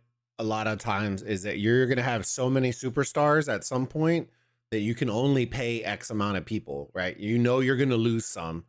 The problem is those teams in normal traditional sports are making money, right? They're selling merch, they're, you know, ticket sales, they're putting asses in seats, right? They're making money, right? To offset a lot of this. Right now, I don't think the CDL is making any money. I think all the teams are losing money. Maybe Optic. I was thinking that Thieves were making money, which is kind of surprising because of the amount of merch they sell. And I would assume that it's not including other avenues of money. But Optic, I feel like because of the fan base, could be one of the only teams making money, but they also could have some of the highest salaries in the league. So that's where it becomes like a little bit hard to calculate. A better structure for the team that they think can win next year. You know, at the end of the COD day, fell off. See, the problem is I feel like I agree with you, but then I also have to add in the big but, right? I feel like it's not, I don't think it's about the fan base. Like, I still think the fan base is there. I think what they did is, and this is like a cultural shift, right? They saw something, a traditional sports where they have X amount of teams that play X amount of games, like traditional sports, and they tried to take an esport and fill it into the same box as a traditional sport, right? The problem with that is it does not work. It does not work. You can't put geolocate teams, have a team name revolving around one city, because what happens when you lose the city? You lose the brand, right? They had the formula, right? They used to have open bracket tournaments, the main bracket, like they had, you know, so many streams. That was the prime of Call of Duty, was so many streams, young players, up and coming, with opportunity to grow, make some money, make a name for yourself, get on those large teams, and then grind your cheeks off. Like, Call of Duty Champs back in the day, for those of y'all who used to watch, had like 5 streams going day one, and people were grinding through the open bracket all day long. Day 2, all day long. Day 3, all day long. And then you finally saw the teams that made it into group play, and then they, you know, like, it was an experience to win champs. Right now, you got to win, 4 games and you win champs. Back then, you used to have to win tons of games to win champs. And I feel like they lost that culture. Like, CS did a fantastic job. If you want to look at comparison between COD and CS, they're still playing basically the same game without, you know, CS2, I think, coming out, but it hasn't yet, I don't think. They're still playing the same game, right? But the crowds are there, the fans are there. And I would say a majority of their fans are not like 12-year-old kids that are going, right? It's they're 21 plus, they're drinking age, they're partying, they're having fun, they have their flags. Like, the one thing I will say about EU fans, and just that side of the world is when they show up, they show up. You know what I mean? They holding the bag. Some of the classic Call of Duty events in Europe, in London, like insane. You know what I mean? But I feel like that's dropped off because they tried to make it more region based, and that was, I think, a big L. I think it was a fat L. I think if they went back to their old format, I think they would be fine. The problem is like the tournaments suck. Like you can't tell me as a spectator, I can't even imagine as a player, as an owner, all that you have 12 teams that dumped in $25 to $30 million, and we are having those players playing in a tournament venue that literally looks like they're in a bowling alley. Like you just can't, like that can't be a thing. And then you look at CS and they are like packing an entire stadium. Like it just doesn't look right. And the perspective is everything, especially when you're trying to sell stuff to people. You can't have that. Like you just can't. Players' careers are normally much shorter than the lifespan of an esports organization. And so they need to go out and have self-preservation and look out for the best of not only for themselves, but their families and the situation that they're in. So this isn't, to me, like the last stand where this will be the last opportunity for LA Thieves to win. This is just a time where we have to be a little bit more responsible about what our next 10 years look like, rather He's about than to what drop the bomb, I think, right here. Like. And it's tough for me too, like without trying to sound as spiteful, but esports is really hard because in the first few years where we were spending a lot, if we weren't spending a lot and making really big headlines with the players that we would sign, the community would come out and tell us that we didn't care about winning and all we cared about was making money and selling hoodies. We make the right decisions in a lot of different places. We won First Strike in Valorant. We won an LCS championship in League of Legends. We won multiple Call of Duty events. And finally, that narrative started to shift. And in a lot of ways, I just feel like sometimes in esports, you're damned if you do and you're damned if you don't. Because if you're not spending, that means you don't want to win. And now that we're not spending as much, people are upset saying that we don't care, even though we've proven time and time again that winning has been one of the biggest priorities at this company. And if you're spending too much in esports and it's not panning out, and then we're ended up in situations like we did in the last 18 months, like, oh, the executives at 100 Thieves, they don't know what they're doing. They don't know how to build a tried and true business model for esports, and nobody knows what's going on, and esports is a failing industry. And then we start pulling back a little bit, start being a little bit more responsible about with the writing on the wall and what's happening at a macroeconomic climate. And all of a sudden it's like, why don't you guys want to win anymore? So it's a mixed bag of trying to please everybody, but nobody at the same time. You're damned if you do and you're damned if you don't. And if you don't agree with that, I apologize. Actually, I don't apologize. You just don't have the same perspective. I've been on both sides of the fence. As a player, when I was out of esports for a couple years, as a fan, and now as an executive, as an owner, it is really difficult to make the right decisions for your employees, your players, the community. Like, you just can't please everybody. Your investors, the board. There is not a lot of positions that you could be in where you make a decision and everybody's going to be happy, if any at all. So here's the interesting take that I love that he says, right? A lot of people don't see it from the side. And I say this with love because a lot of people don't realize like the grind and struggle of just content creation in general, right? I know a lot of people, maybe not y'all in chat, I love y'all, that will come out and be like, Bulba, you don't put any effort, or Chiss or Shin or Nate Shot or whoever it is, right? They'll come out and say stuff like, your job is easy. Like it's just like bonehead, dumbass shit that people will say, where it's like, your job is easy. You literally open up a camera, play games, you do this, you do that. Guys, I'm not saying that this is like a hard, like, I wouldn't compare this to doing manual labor, mowing lawn. I would never compare it to a manual labor job and stuff like that. But what people got to understand about content creation is you put in a lot of time, energy, and effort, right? For a group of people that will, one, either champion you and love you, or two, are going to be your worst critics and trolls, right? And you got to either ignore them and push on, and be able to let it roll off your off your back.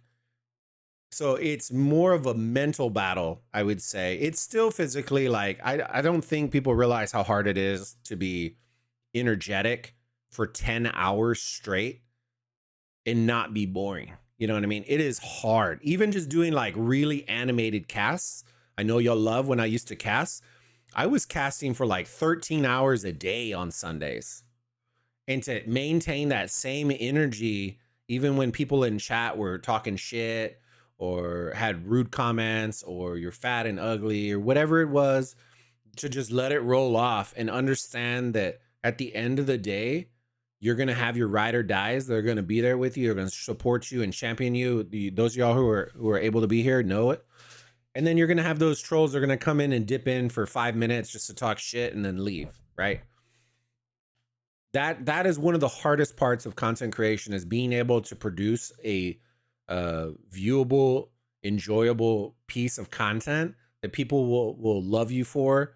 But you also got to understand that you're going to have a lot of haters doing the same thing that are going to be they're probably going to be louder than your supporters. So it's important for you as a creator, this is to all the creators, to understand that if you're ever going to base what you do on what people think or say about you, just stop. Like, you don't even do content creation, because at the end of the day, that's what you're going to have to battle, right? You're going to have to battle and learn how to block out the haters and focus on the supporters. Because there will probably be more haters that are going to be louder than your supporters, right? And that's why, like, with certain drama that I've had that I just haven't expelled and exposed, it's not that I dislike the content creator in particular, but it ruffles my feathers in certain situations. And I really haven't talked too much about it. But I've always said, like, I won't let my community, I won't let other creators or anybody tell me what I can and cannot do on my channel. Like, I love my channel, and the people who rock with me understand where I come from. So if somebody ever tries to make me feel bad for making content about X, Y, and Z, they can kiss my ass. You know what I mean? And I tell them that. And if they don't like it, then I don't care. You know what I mean? At the end of the day, I gotta be in love and love myself enough to get up, make the content I want to make, that I enjoy making. And if people don't like it and it's not their cup of tea, then it's not their cup of tea. You know what I mean? But I promise you, there will be somebody who will be there, and eventually we'll find that will love that and enjoy that and rock with that, because all we're trying to look for is a partner who wants to put in with us and ride with us. Because and this is kind of jumping on a tangent, and I won't get into the nitty gritty, but a lot of people ask me about the rock stuff, right? Why am I not sponsored, so on and so forth. They didn't give too much detail, similar to how Gecko was. They didn't give like any like particulars. The problem that I kind of rose to was one of twofold.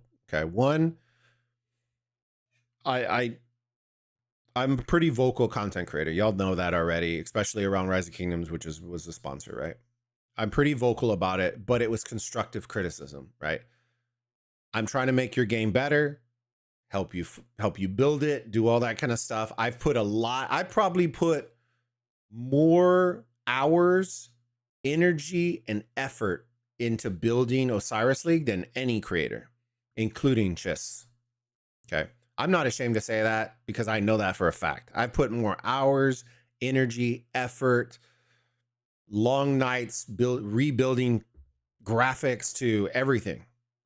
I've casted more than every other creator, and that's not a plug, because it's true. Like, this channel was that's how we grew. That's how we grew this.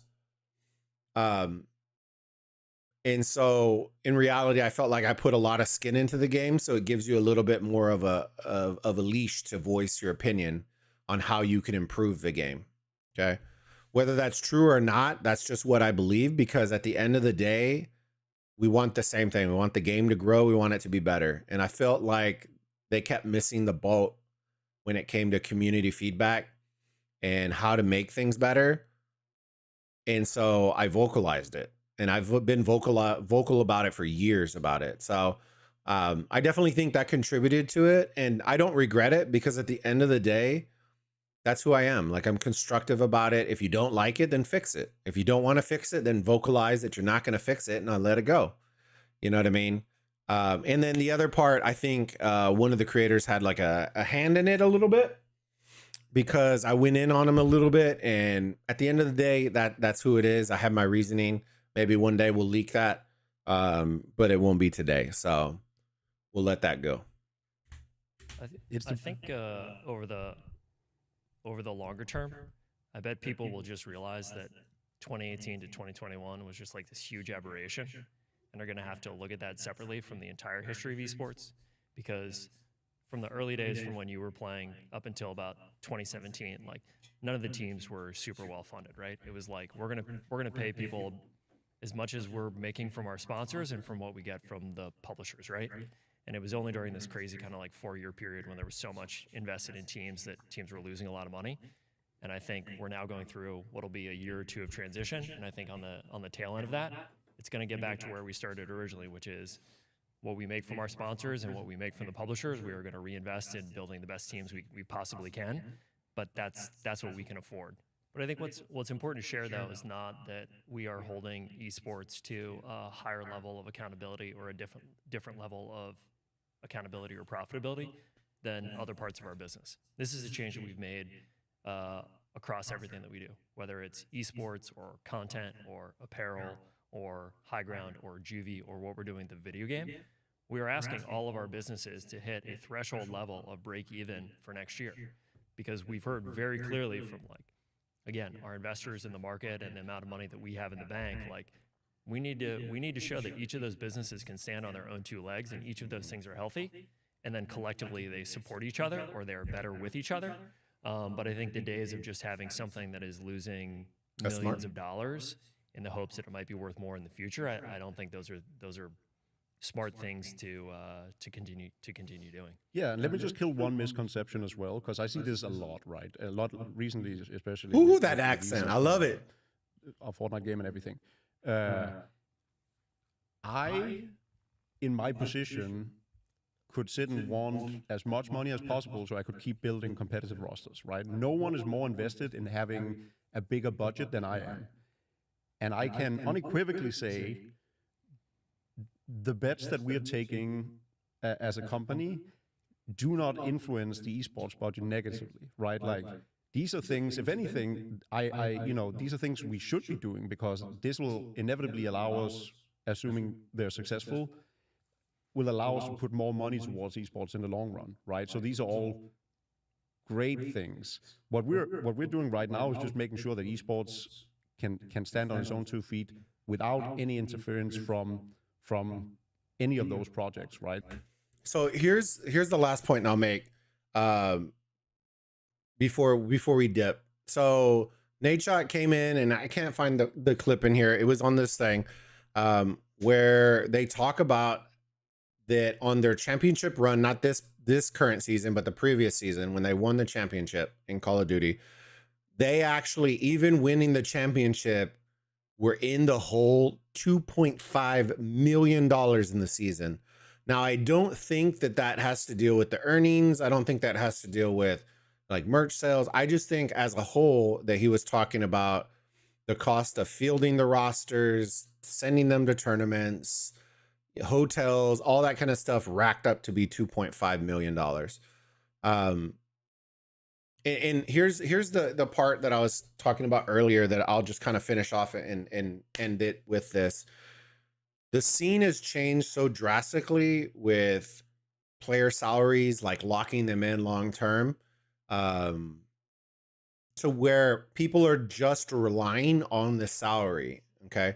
Back in the day, and I don't know if CS players are like that still, but I know Call of Duty has a huge drop off where players that used to be professionals, they would play and scrim, but then they would also stream. So then they would supplement their income, right? It wasn't fully reliant on that lock-in of contract in order, and then you were kind of good, right? Because the problem that players are running into is their careers are shrunken, similar to athletes in that regard, like their age range, right? But after they age out of it, they're literally left with nothing because they didn't spend the time to build something when they could have, right? And I think that's the problem that you're seeing right now is players want that 400,000 salary, right? So then all they're doing is doing this to not build anything else, just this. So after their career ends, they have little to nothing saved up. They have nothing built. So they don't have like a community or a Twitch stream or Kick or YouTube or whatever it is. They were making videos. So then you're seeing that crossover. So that's why salaries are so inflated, because they're putting all their eggs into one basket as a player. And so teams are starting to now suffer for it, because now the salaries are so inflated that you can't afford all these players, because you're not really making money based on TV rights and all that kind of tournament winnings. Like the tournament winnings aren't anywhere near where they should be to have players that are making $500,000. Like we're talking like if your team places top 2, you're making what, like 125K split between 4 players. Like it just, you're not making enough to recoup on the salaries by themselves. And that's a problem. So definitely a good watch. Go check it out. 100 Thieves has a ton. I've loved their branding. I love all their stuff. So definitely go check them out. All right. I think that's where we're going to end the watch stuff. If there's stuff that you want me to check out, make sure and send me links, and then we can always do some just chatting on it as well. But we covered 5 different things today, and we'll probably split a bunch of that into some reels, not reels, but some videos and stuff like that. So hopefully y'all are enjoying all that. All right. What do we want to do, chat? Let me see how many people we got here. Let me pull this down. Let me see how many people we got in here. S. Oh, I didn't have a mod. Let me see. Hold on.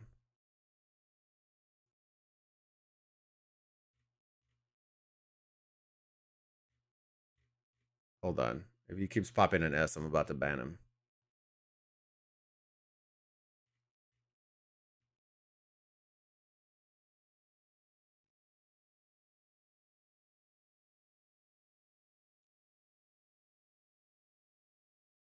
Jackson, chill on the spam, homie.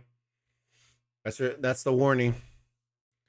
Chill on the spam. I'll put you in timeout for right now. But if it comes back, then hasta la vista, baby.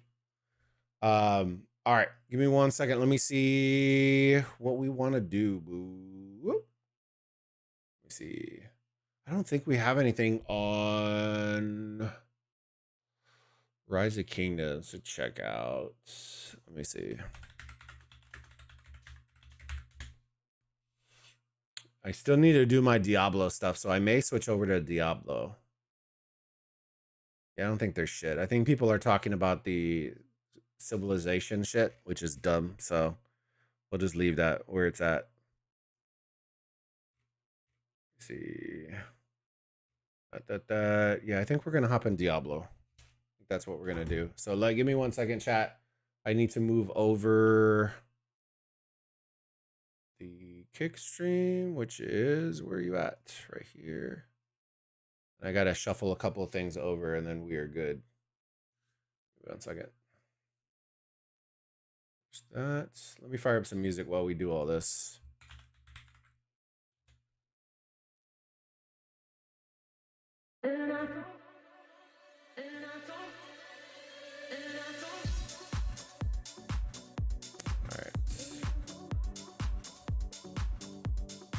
I have to switch my whole setup basically. Oh, no.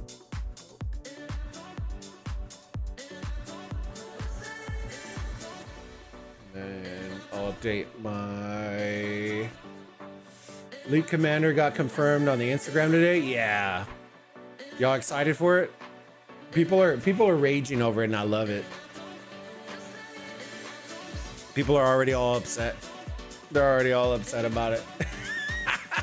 Because they invested into trash commanders and now a new one's coming out. I literally told people it was coming. That's funny. All right, let me switch real quick.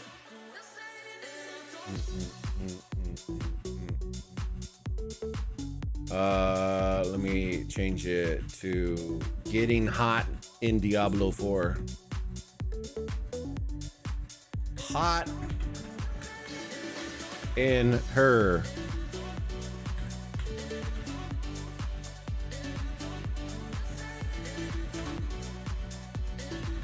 Diablo 4. Put a little fire instead of the hearts. Let's put a little fire emoji in here.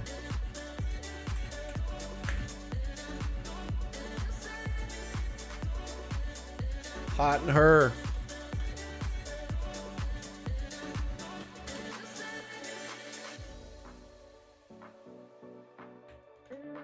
Let's do season 1 prep.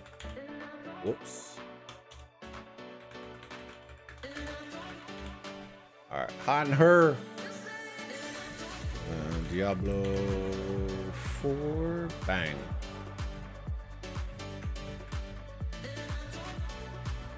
Dun, dun, dun, dun. All right, let me see. Let's do save. Bang. And we have officially flipped over. And why isn't my screen showing, chat? Hold on.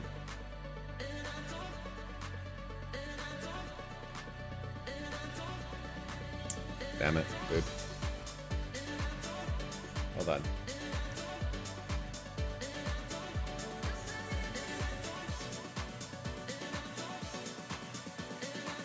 Let's see if that resets it. There we went. Haha. Got him.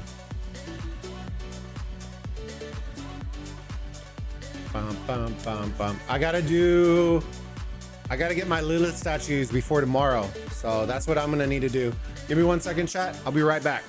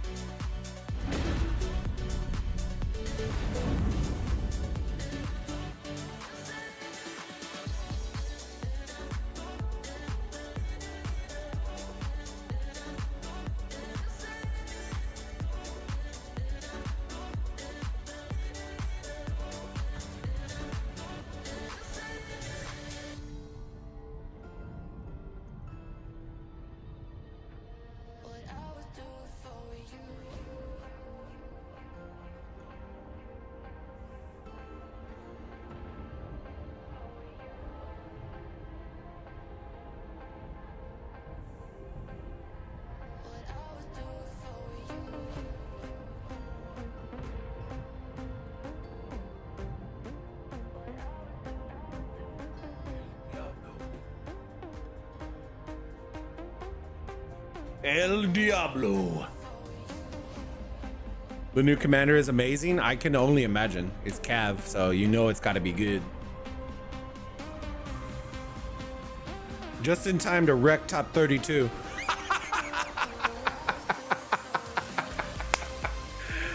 Oh, just in time to wreck top 32.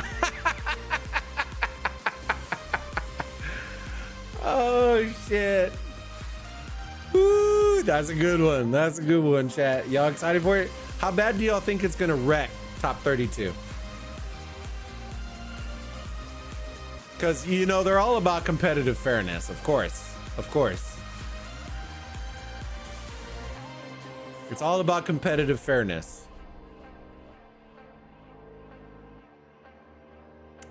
I heard that they're going to be streaming a couple this weekend, too. Ironic, right?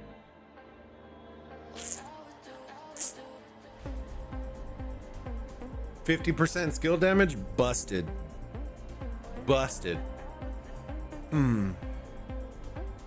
Have y'all heard of any of the creators, if they're going to be, if any of them are going to be casting? I feel like the only ones that are going to be casting are the ones that are in the creator program. I just don't know which ones. I feel like Dan would do it. I feel like Apple will do it.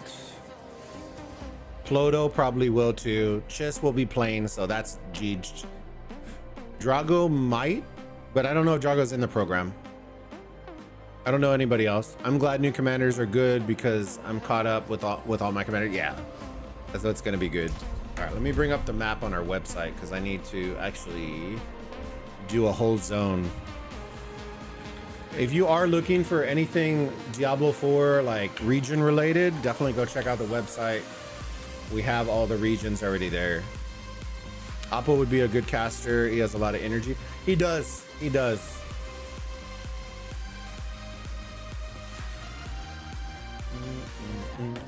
Alright, give us a minute. I think I need Scotland. I think that's the region I needed. There it is. Okay, cellars, stronghold, altars, bang. Okay. All I give a shit about is the statues because tomorrow it resets. I think tomorrow is when they were saying to lock in the wait, hold on. Did I already do? I don't think I've done. Hold on. You know what? I could just do this. Hello.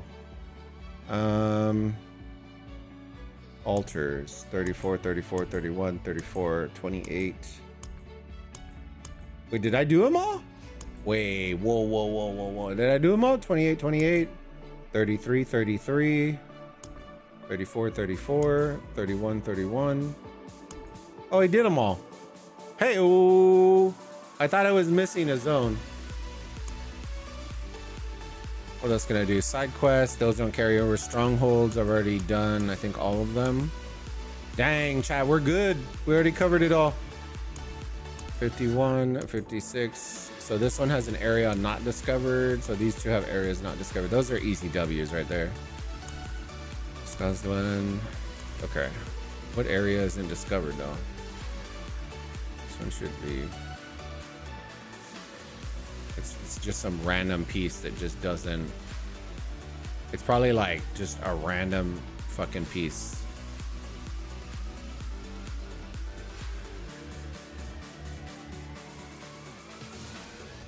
It's probably like the dumbest spot ever that I just didn't like go all the way to the end of the cave.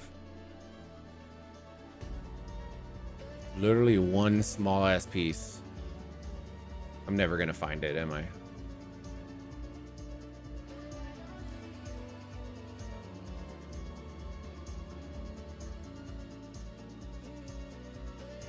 I'm blind, chat, so if I don't find it, I blame y'all.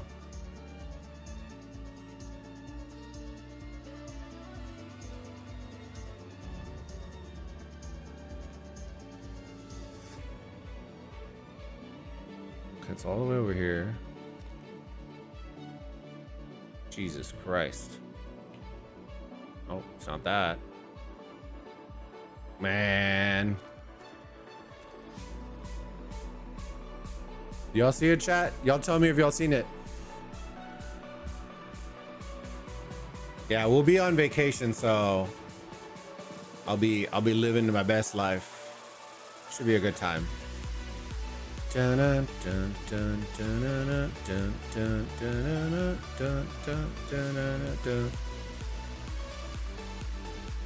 Jesus.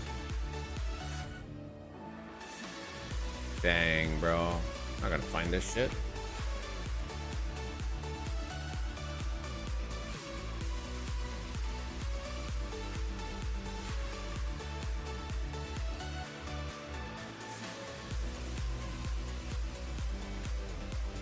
Fuck. I ain't gonna find that shit. What the hell?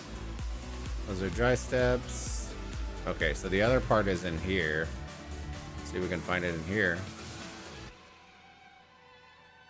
It's probably like some whack ass spot that we're never gonna find.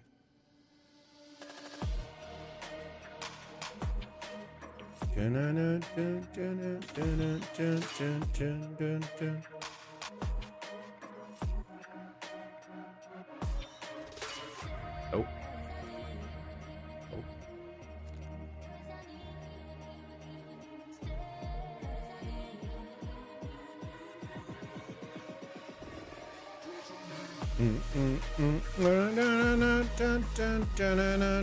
Dude, I cannot find it. Dude, I'm so blind. I wish there was like the maps where we could just defog everything. Jesus. Jesus.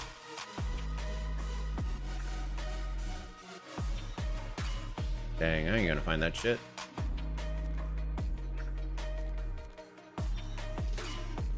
Alright, hold on, let's see.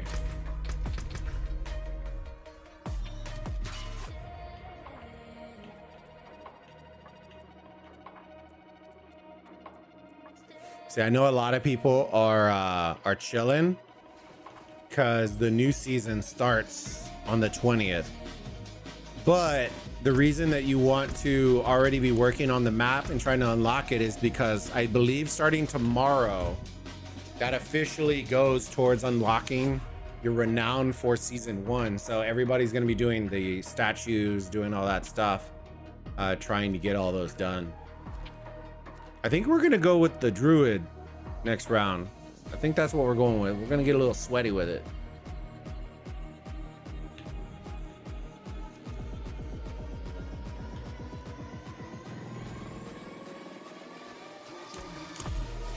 I haven't played Diablo in a couple weeks.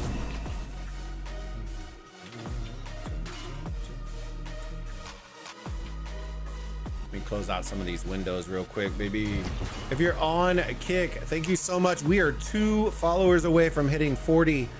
Do me a monster favor. If you're here from YouTube, whether you're on YouTube or Kick, go follow us on Kick. We greatly appreciate it, and it means the world to us. So thank you, thank you, thank you in advance. You can use the link up above on the YouTube chat, or just go on a browser, kick.com/Bulbaritos, and then call it there, and just drop that heart on the channel. I appreciate you. Let me see. Just chatting.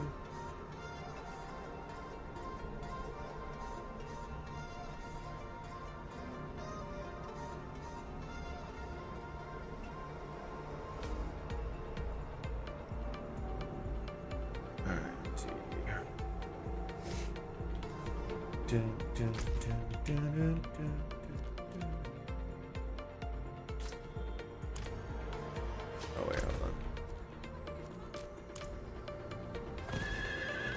I gotta get used to these controls again, bro. I haven't played in so long.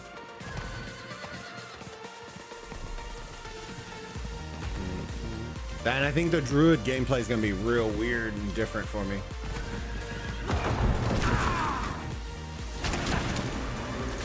Alright. Oh shit. Oh my god.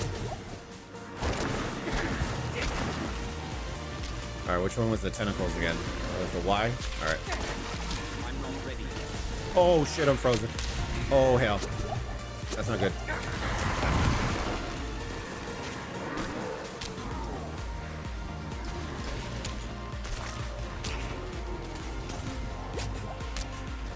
Oh, let's round them up. Bang. Bang.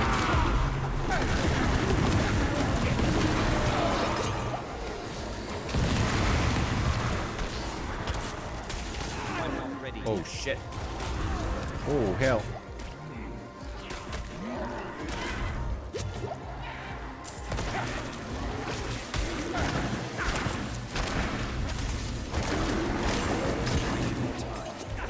Oh fuck. Ooh, that guy was taking me out. Oh hell.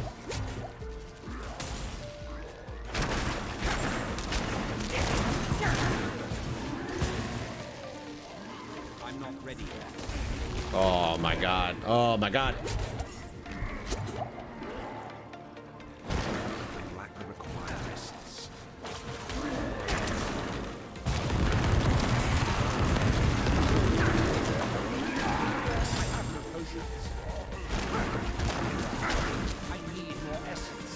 Bro, why am I getting absolutely dogged on right now? Oh my god, the lag was real.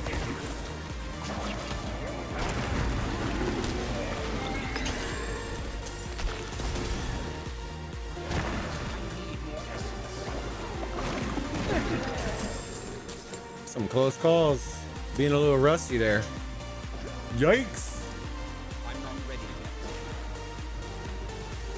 You loving too? Yeah. Just how are you?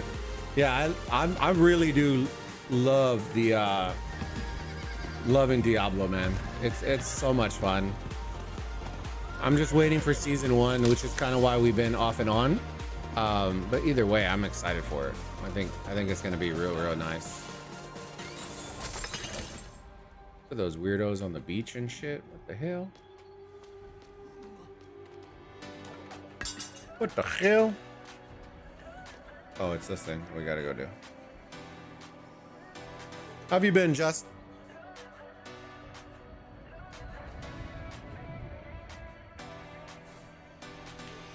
All right. Don't have very many potions, but it's all right. Make do. Grant me the strength. Welcome, traveler. Your day of glory is at hand. With your sacrifice, the rebuilding of this world can begin. What the fuck? Wait, that's all I had to do?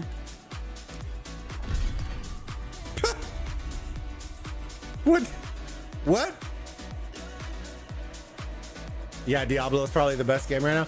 I really enjoy Diablo because it's one of the very few games, and this, y'all can tell me if I'm wrong or not. It's one of the very few games that I feel like the devs listen to the community. Right? Shit's broken. They're transparent about it. Yes, we hear you. We're gonna work on it, but it could take some time. But we are working on it. You know what I mean? Like, when was the last time Rise of King Lilith said that? Had any sort of transparency? And I don't mean like the dev feedback where it's like, we want you to add X, Y, and Z, and they're like, thanks for the suggestion, governor, but we're not gonna do that. I don't mean like that. I mean like, game chat is broken, right? Boom, in-game mail.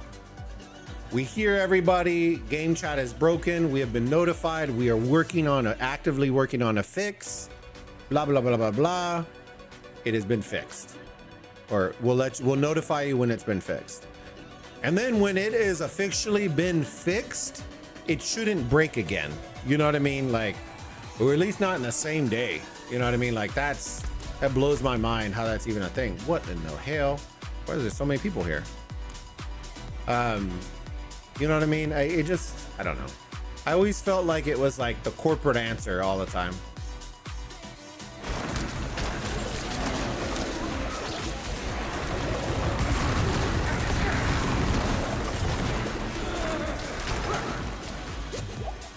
I'm not ready yet.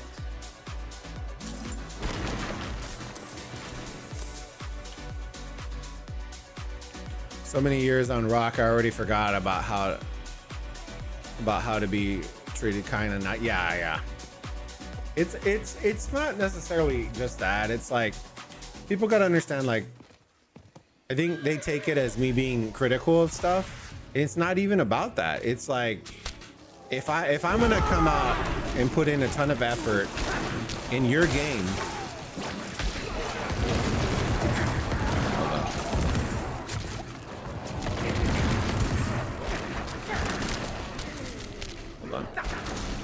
if I'm gonna put a ton of effort into your game, right?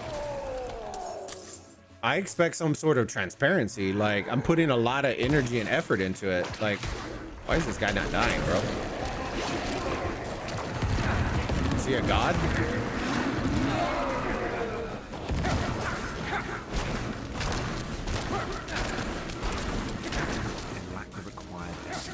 I don't know what's going on with this cat, bro. Hold on. There's a little issue with the aggro, bro.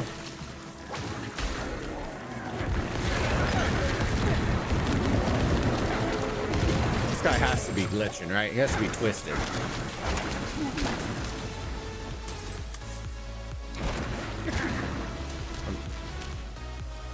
What the fuck is going on with this person? Oh yeah, this area is shocked. These big guys. Oh yeah, oh yeah, oh yeah.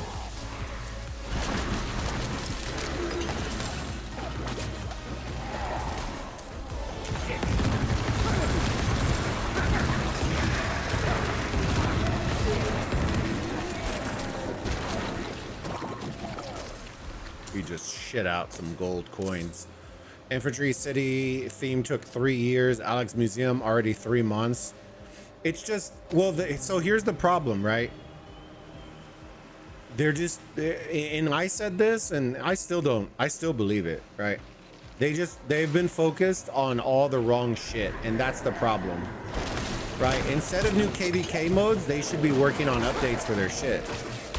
That's the problem. You know what I mean? Like, there's so many issues with the game already that are currently in the game that I don't know why you're still building new shit. Like, that doesn't make any sense to me.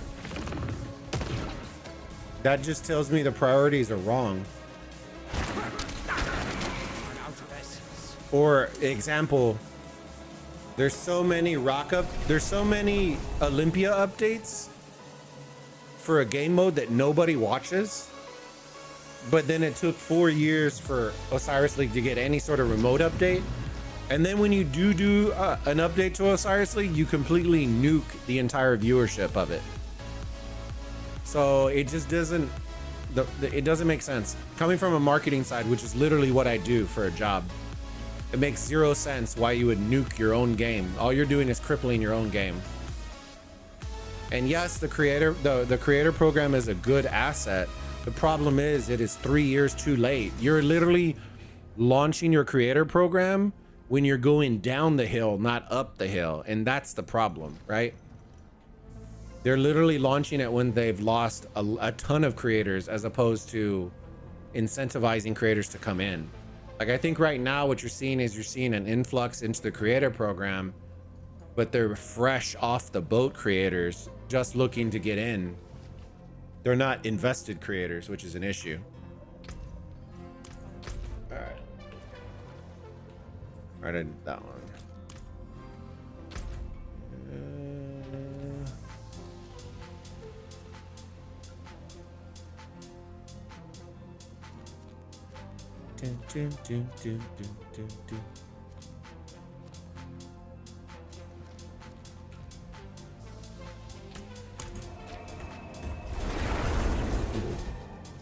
Yeah, and that's the problem. Like, that's the number one thing right there, right?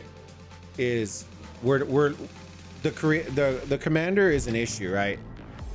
You, like, as much as I like new commanders, right? I like the visuals. I think it, you know, I love that. But I would never say that building a commander should take priority over fixing your game. Because the problem is, while I understand that fixing your game doesn't make you money, it helps you to retain money. Because you're more likely going to piss off a lot of people, which is going to cost you money in the long run than a simple character is going to give you. Simple commander. Heyo, how's it going? All right, let me see. What am I looking at, bro? What the f... Hello, chappy. Loose stones. It's probably up here, right? It's probably some sketch-ass place. Cannibals took The 12 cannibals. But Elder David has finally gone to the mines. He will free the ancient spirit, and we will claim its power. No one to threaten Karayisu again. Get messed up, bro.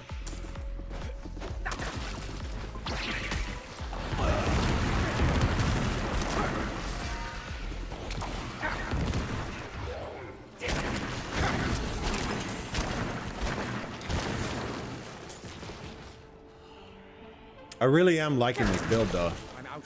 It only took me forever to finally perfect it, but now that the new season is out, right? Perfect timing.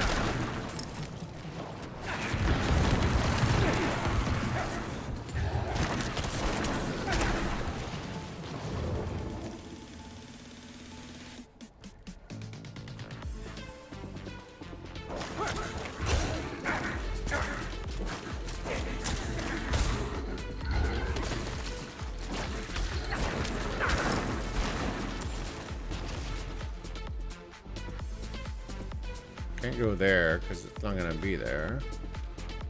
Where would it be? Let's see. Can't be down here, maybe. Could be. No. Like it's one of these loose stone things. There.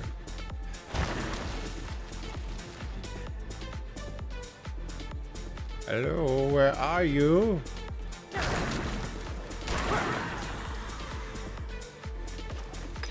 Nope. Oh.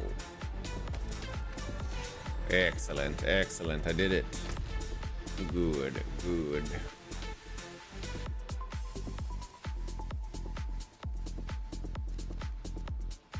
You can do all these little side quests and stuff. Yeah, and that's something we can always chat about. Like, I feel like there were little things, and I think maybe they took it to heart and criticism in that way, but in that way, they should, right? Like, literally, and y'all have known, the ones that have been here long enough know that I've championed Osiris Lake forever. Especially the updates for Osiris Lake. I made content around the updates, and then to go and like completely nuke it just doesn't compute, man. I'm happy for the creators that are going to be able to cast, which is good. But just think about it this way, right? Okay, I want y'all to think about this. It took them almost 5 years to finally come out with the content creator program. Okay. And literally after launch, the first thing that they announced is that it is only for English content creators. What? Like, how do you lock that down? That doesn't make any sense to me. I cannot do that here. So if you don't speak English, you're chalked until they do whatever they need to do.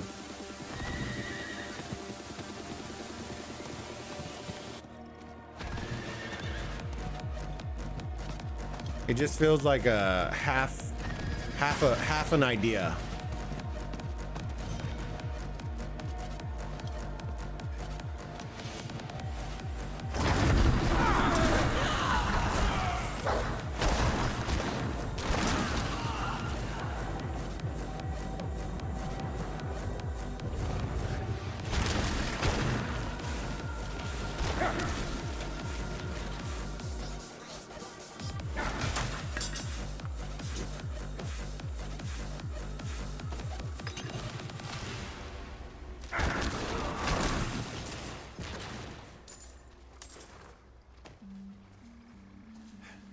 What are we looking for in here, chat?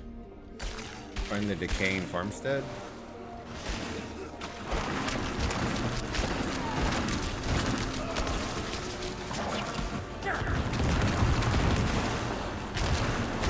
I'm low on essence.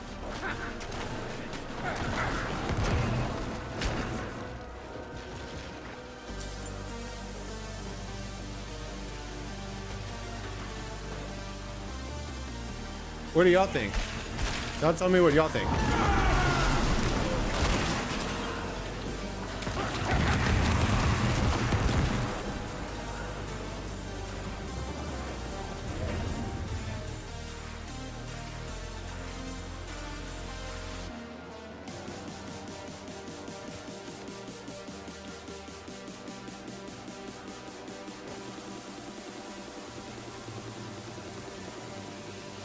I need more time.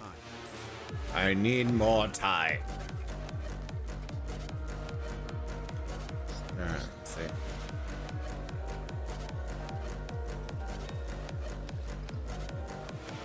Probably over here in the corner, if I had to guess. Yeah.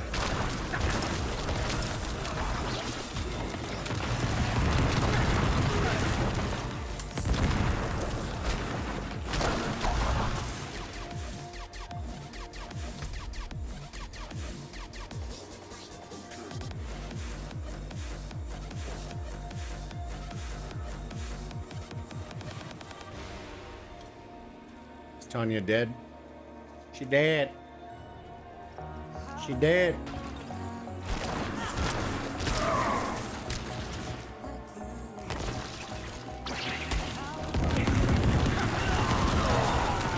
Get wrecked. We're getting the hang of it again, chat. We're getting loose. We're getting loose with it. You'll regret coming here, precious.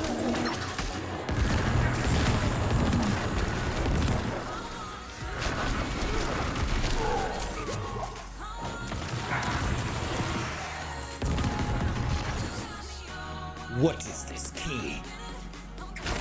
What does it lead to?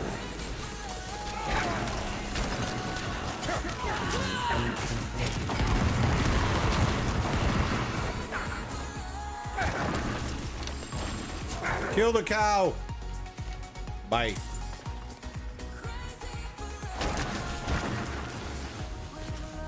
Bye, cow. I need your raw hides. My companion seems. My companion. But beneath his bluster and his sword. Find the broken bridge. Find the broken bridge. And he is generous. Some scholars jealously guard all the things they know. Not him. I have asked that we pass by the statue of revered divinity. How many of y'all in chat are gonna be playing or planning to play season 1 for Diablo? Crazy for love.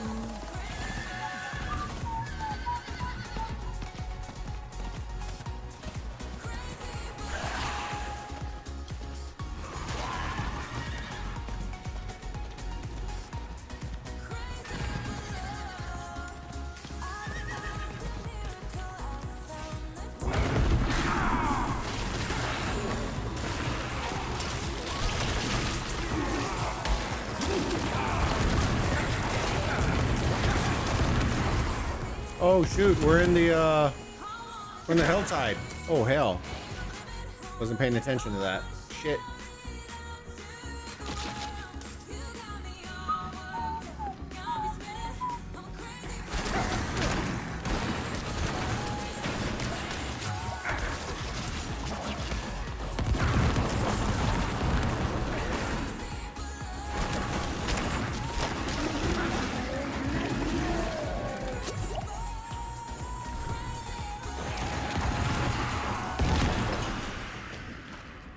I'm in the Helltide.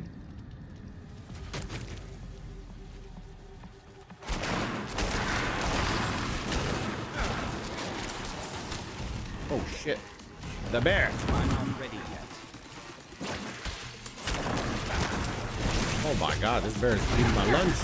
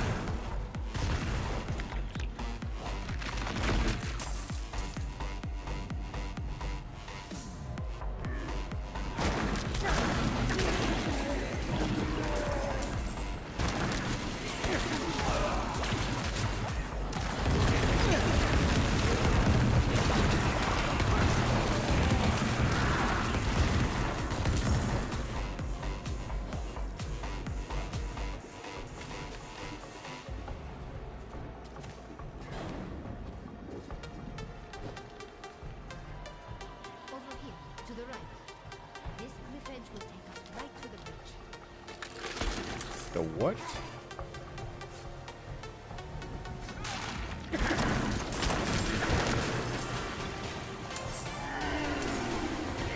Oh my god. You. Woo, get fucked up. Oh yeah, that was a good one. That was a good one. Yeah, boy. That was a nice one. Real nice. Put her poor homeboy out of misery, bro.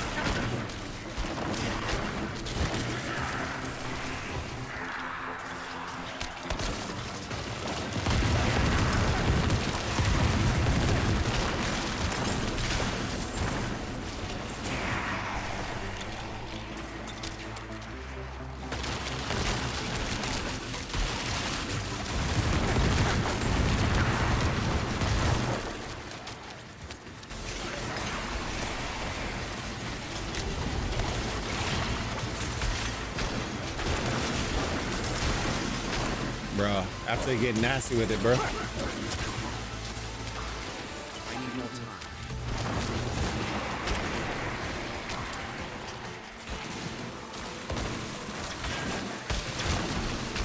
I'm low on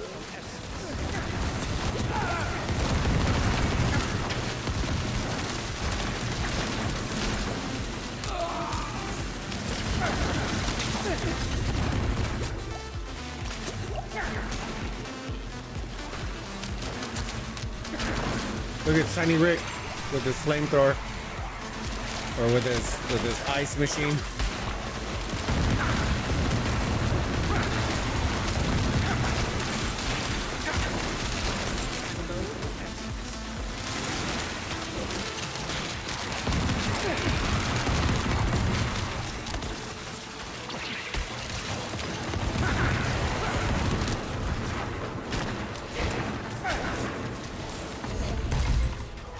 Bruh.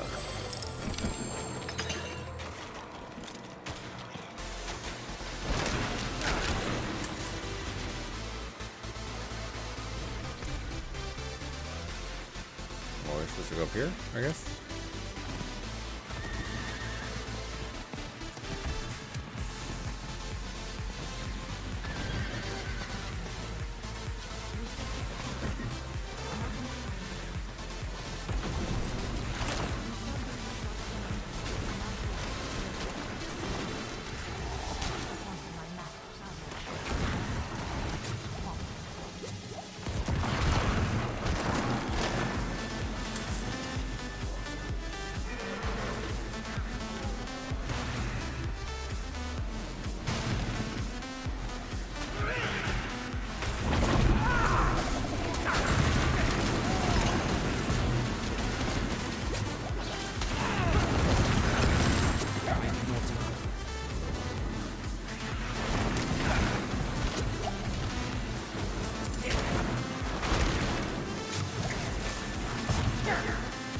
Oh my god.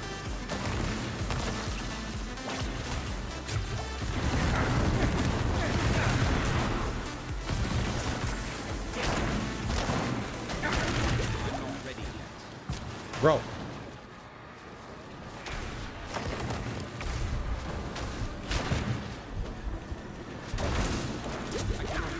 Oh, I should back up. Oh shit. Oh shit. Oh god. No! I got him. Oh, I got trapped by the rocks. Sucks, dude. Of course it would be those random fires. All right, let's just do this quest real quick. Because I don't necessarily need the Hell Tide anyways. But get back, demon!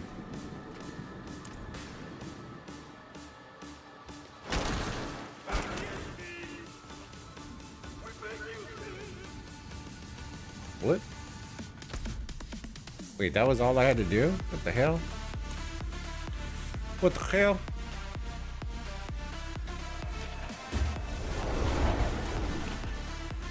Alright, let me see. I can probably hop in. Let me hop into, because I thought I was gonna have to roam around and get the little statues, but now that I don't need to,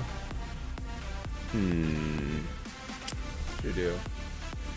At least it is in hardcore mode. Yeah, no, I don't think I could ever do hardcore mode. I saw some videos just that were like hardcore players going into the PvP zone. I was just like, oh hell no. Let's see. I don't think I want to do COD though. But there's nothing going on in Rock. I don't think there's anything good going on in Rock. That's my only rationale behind not going into Rock, is there's just nothing going on. If y'all tell me there's something going on, then I'm down, but I don't think there's anything going on.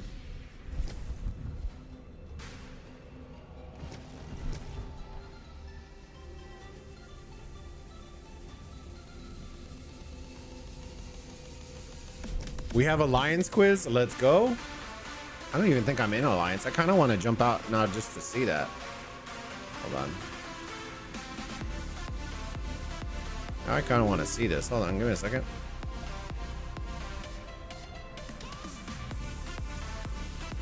Let me see if Oppo's even on. Let me see if Oppo's on. Could just do a couple matches in COD. I'm opening up Rock right now too.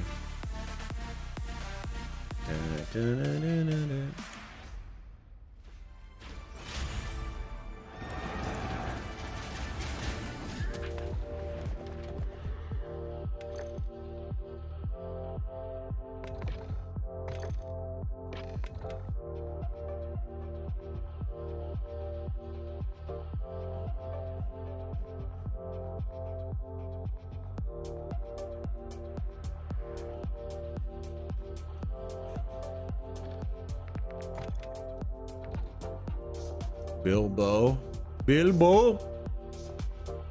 There's the red line, bro. The red line. He's too good though.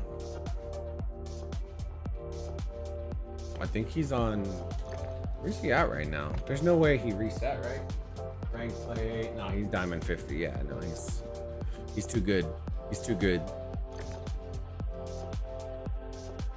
The back door. What is back door playing? I don't know what he's playing. Yum yum, get you some. The meat wad. All right, let's go. Let's fire up a couple. Let's see.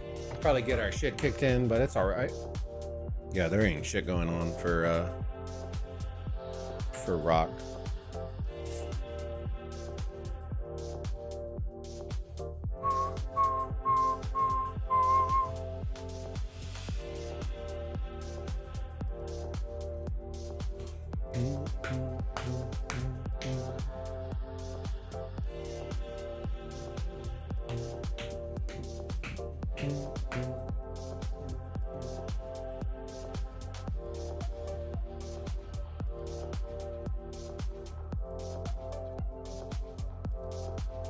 Is the stars under new rank how many wins you need?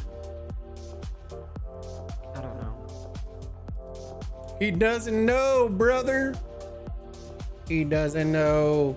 Don't tell him he didn't know. All right.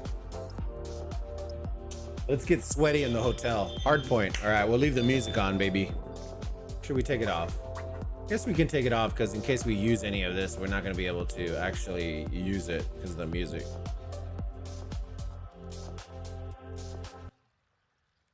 Doing hard point, sweaty hard points. Dude, I need to put a better skin on this guy, man. Edit. Oh, I can't change the skin? This is wrecked. Get wrecked.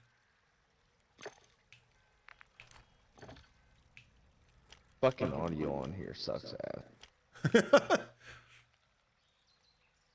Yeah, it was. Oh, bro, we're playing with bronzes. Fuck. Shit. Yeah.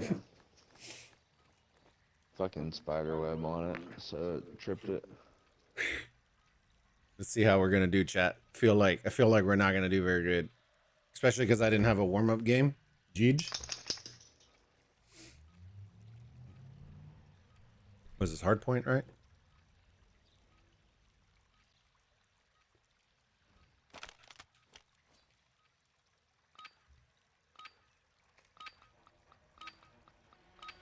Hard point.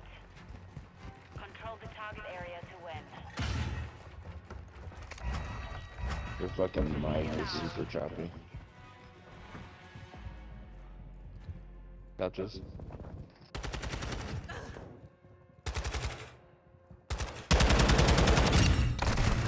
Oh. Me?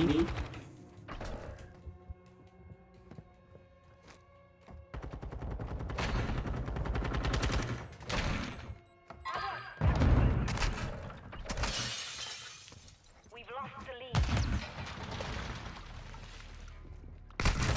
Oh shit! They're all on the same side. Oh, we should have just rotated. I'm gonna rotate back. I got 13. I can't hear anything you're saying. Oh, bro, is he already in the back? Oh, that's gonna be rough, bro. What is he waiting on? We're already rotating late. Jeeched.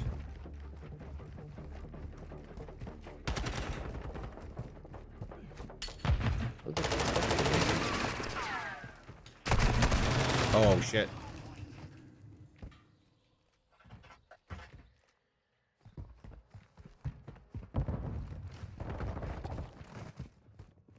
Dude, my fucking guns is not hitting anything right now.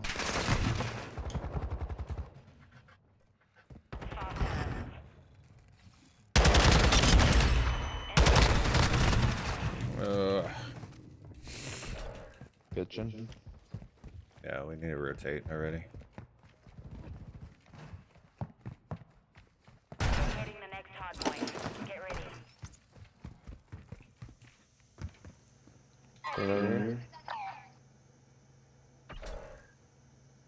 Target area updated. Move to the hard point. Hard point compromised. Secure the area. Oh, come on. I feel like I might need to switch. Go faster. Oh my god.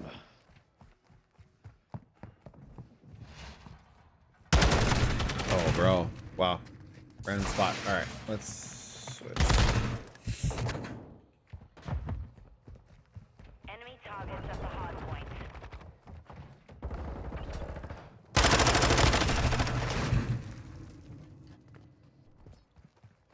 See, we should already be leaving it.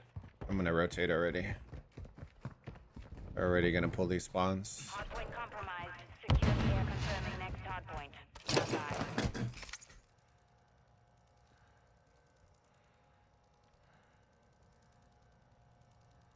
As long as I don't get shot from my left, you should be okay. Secure the target area.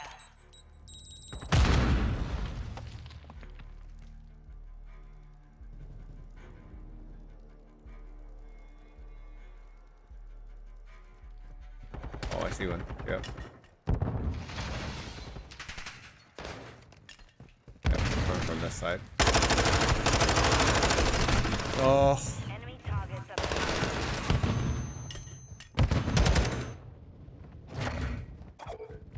Dude, I swear, different game modes, like,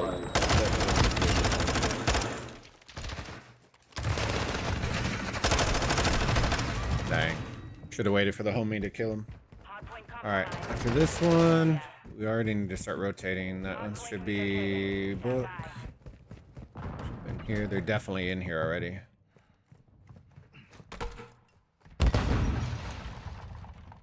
updated. Capture the hard point.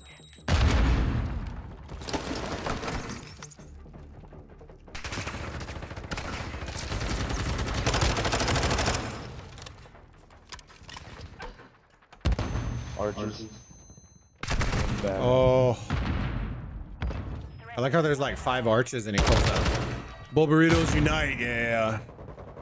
We're trying, man. We're trying. Team's decently good.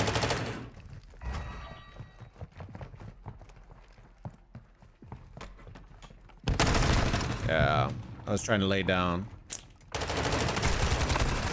What the fuck was that guy doing? Alright, 17. We're gonna start rotating.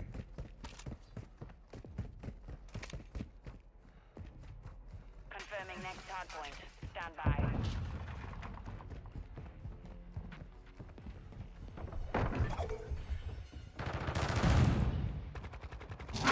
He's down there.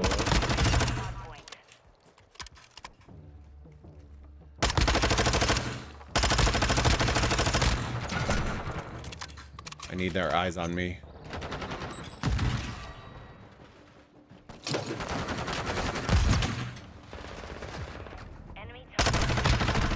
What? Oh, God. I lost sight of him.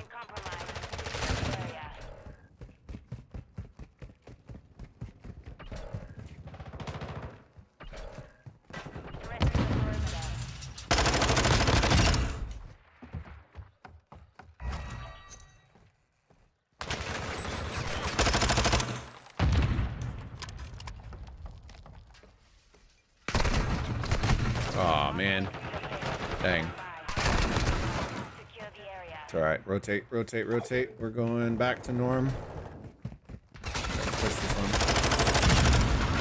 Oh, he was upstairs. I didn't see him. Dang, homeboy out there killing everybody, bro.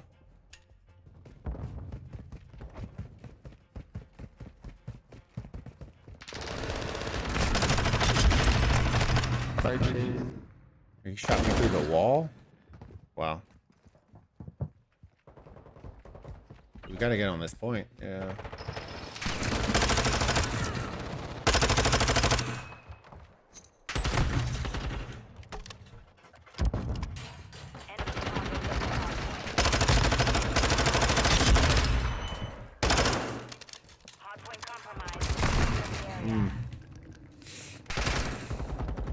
If we can get spawns for the next one, this should be pretty good. But we gotta get the spawns. I don't think we're gonna get them. I think they're already there. I want to go. Alright, he already got them. Oh, damn it.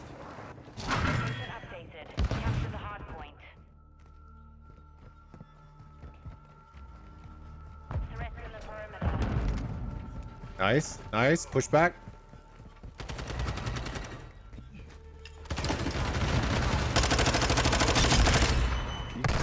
Oh, he was there. Damn it.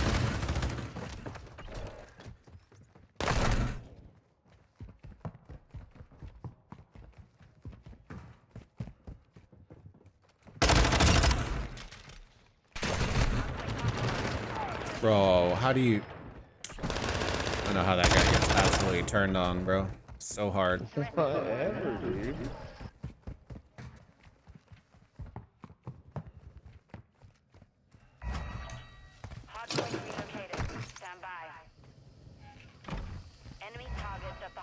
I'm hoping it spawns me over there. Nope. Of course not. 'Cause why would it?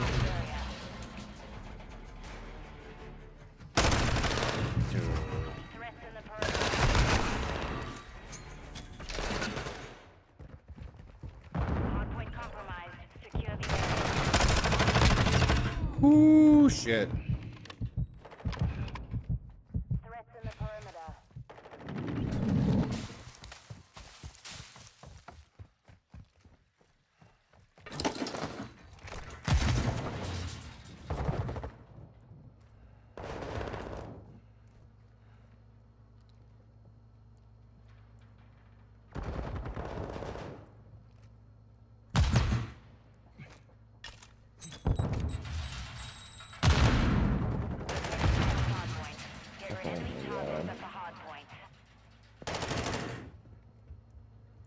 It's a good one. We needed that one.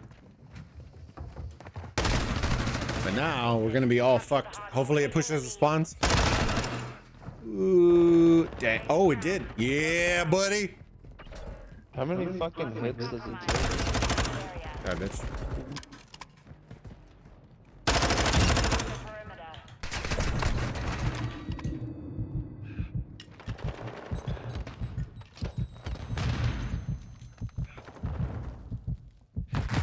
I think they're coming through here.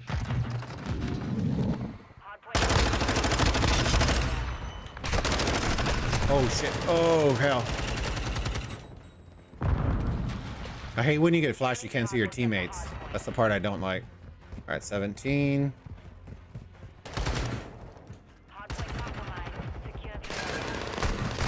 Oh, I didn't see him. Next one, library.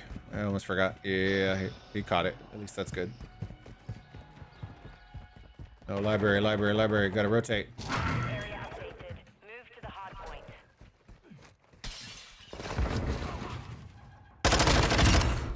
Jewelry, jewelry.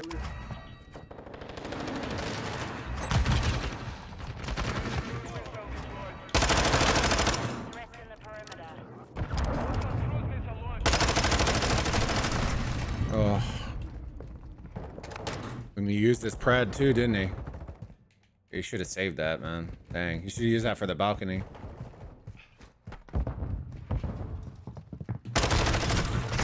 I'm pushing. We still lose? No, we need the next one.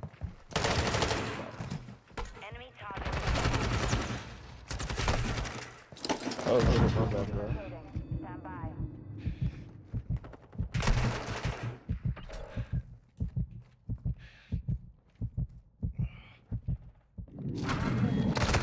Oh, fuck. No Long. way, man. Yeah, we're about to lose. Unless we get on this. Nope. Dang. Hey, good win, good win. Dang. Oh. All right. How many are you making, baby? Let's get one more in. How many are you making? Let's get one more in. 4. That wasn't that bad. We just had really slow rotations. I'm making 4. What?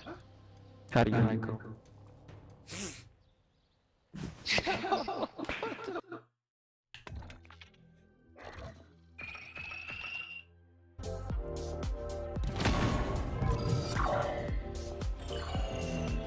Dang, bro. You're doing so good. So good.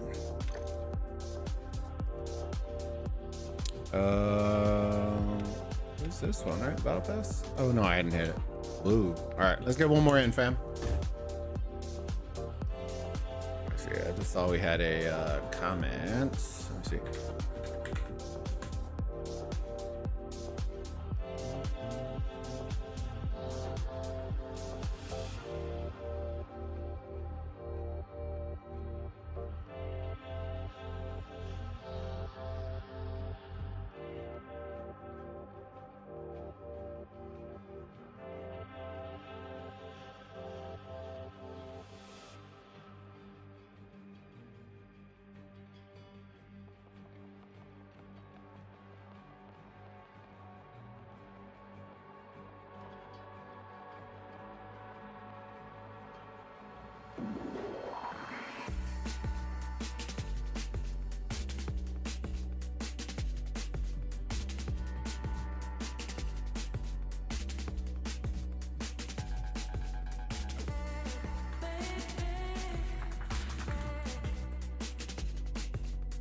Somebody put a comment.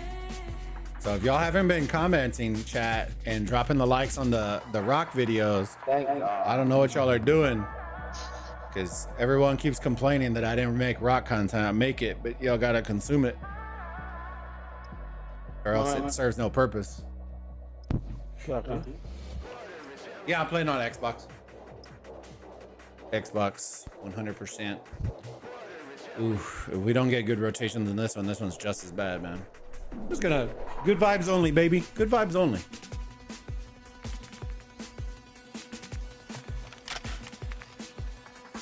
Yeah, a bunch of golds. Ah.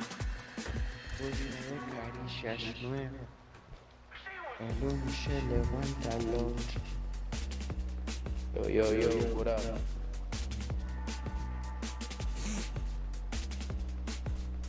I'm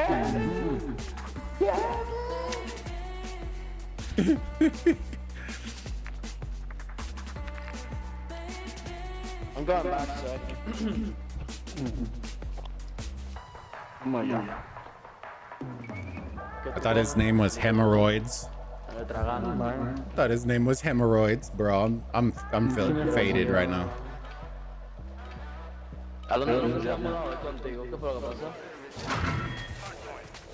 Mañana pasado, yo que ese aire primero. Ella me dejaba en ella, le pidió, ¿cómo tú estabas mudando? No te ni siquiera me dejó mudar.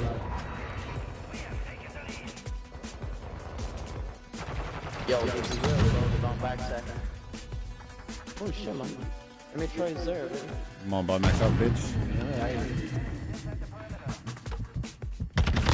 Oh, how did, bro? Shot homie in the face.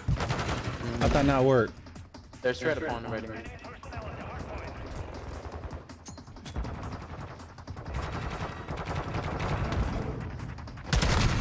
Bro, how am I not killing this cat? I'm at the point. Go next. Go next. If you can go next.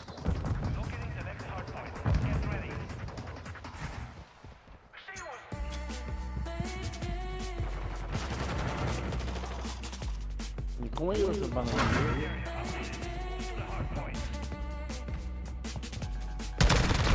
What? Oh my god, bro.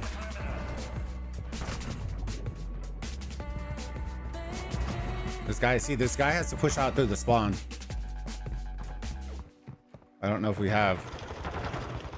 There's one top roof. He got me. All right, we got spawns. Cool.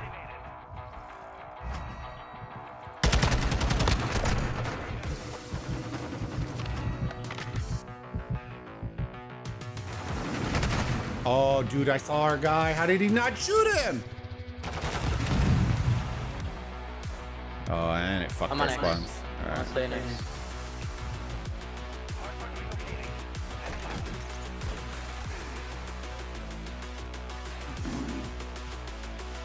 On top of the...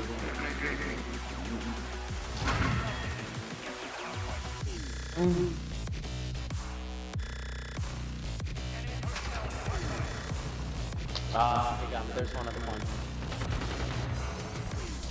They should respawn. Oh no, we're flipping this way. The one down.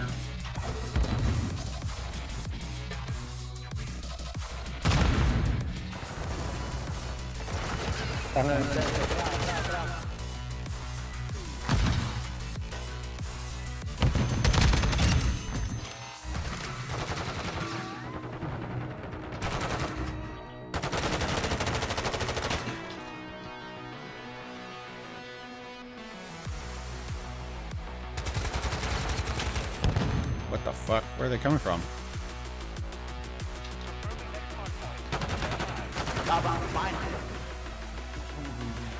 Let them have it. I'm gonna flip the spawns.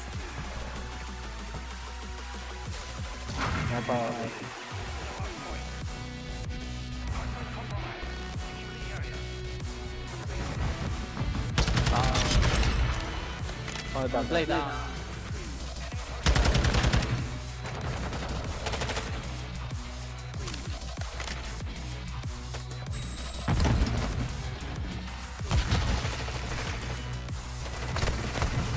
Oh, he flipped it. There you go. Nice cover. Nice recovery. Nice, nice, nice, nice, nice. Gonna come from that side. Oh, they can't. Yeah, even when I called it, I just saw the contest. 14. Let's rotate new.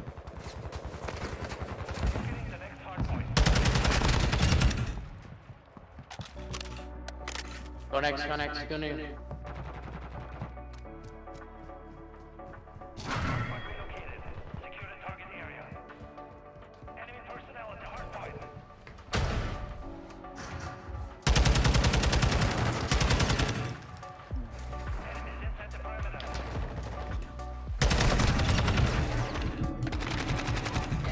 There's only one left. One left. Let's go two.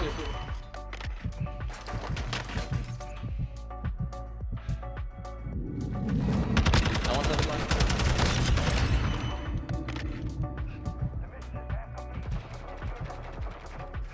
Arriba.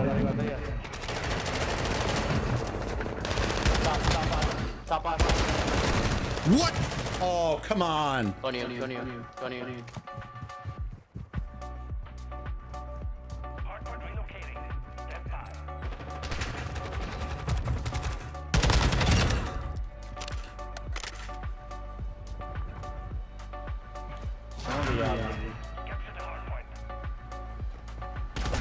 Oh, I heard him. I thought he was gonna come from the point. Dang, bro.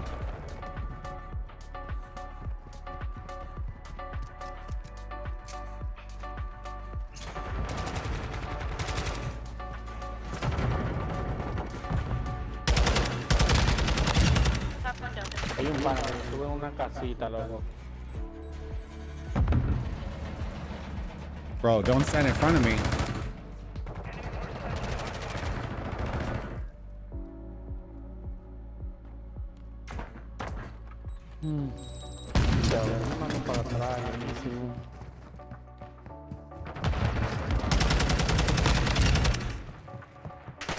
Oh, I didn't think they were gonna spawn. Dang, shouldn't have pushed that. Alright, let's go for a quick one. Oh, I'm in the rocks, bro.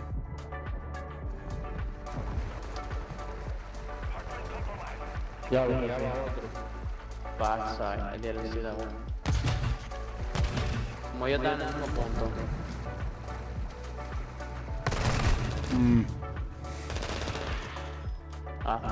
They're gonna tie it up, I think, right here. I'm so far away, man. Yeah, we should just drop it. All right.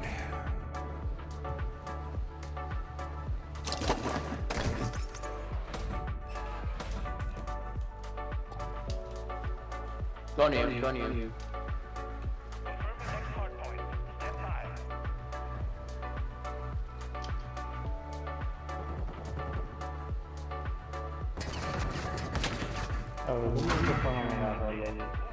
Por ahí, por el lado, viene por ahí.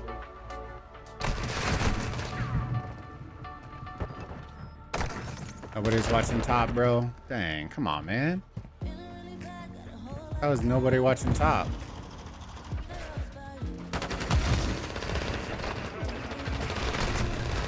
Oh, I thought that was our guy shooting.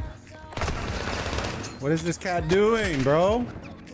No, corre como el diablo. All right. Just choking a 100-point lead, bro. And we're gonna lose spawns for the next either.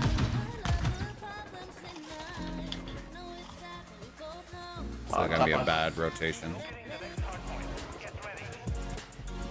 Imposible, loco, ese tipo mató a Saqueta y...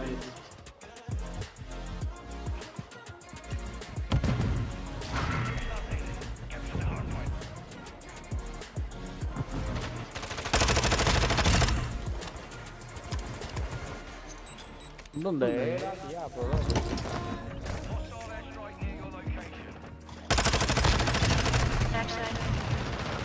Dude, shoot that motherfucker, bro. God damn. And we lost spawns. Yeah, we lost this one. It's a good L to end the stream on. Oh,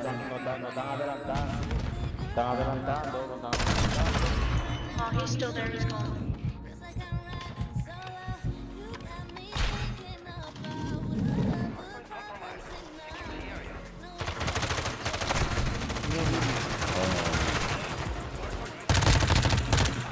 Con él. Vale, ven por el fondo para llevar el balón. Puedo dejar.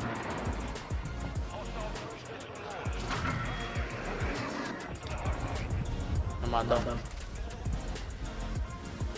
Y dije que no mató al equipo de él. Claro, no lo doleríamos ganando del mundo. Dude, that fucking cat is just milking us, bro.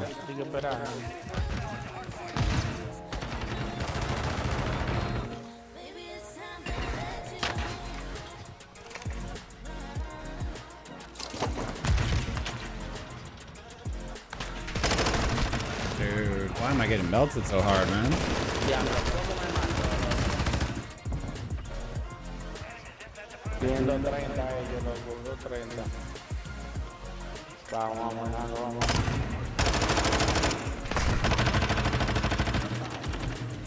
I'm just gonna contest, bro.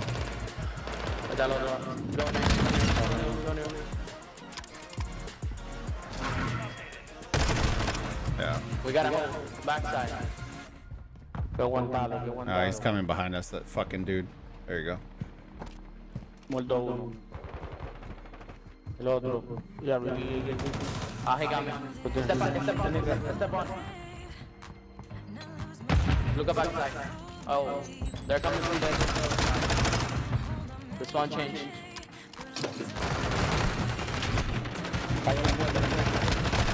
I got the one at the door. Matelo. Yo, there's one on top window. Alright, I'm holding this. Diablo. 28, 29. Vamos. Diablo, y mira, ya el otro está aquí de este lado, loco. Vea, avanza, mi loco. No, oh shit, I forgot. I wasn't paying attention. Oh no.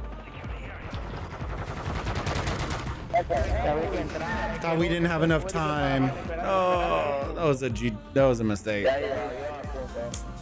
Dang. I thought we were on. Dang. Yeah,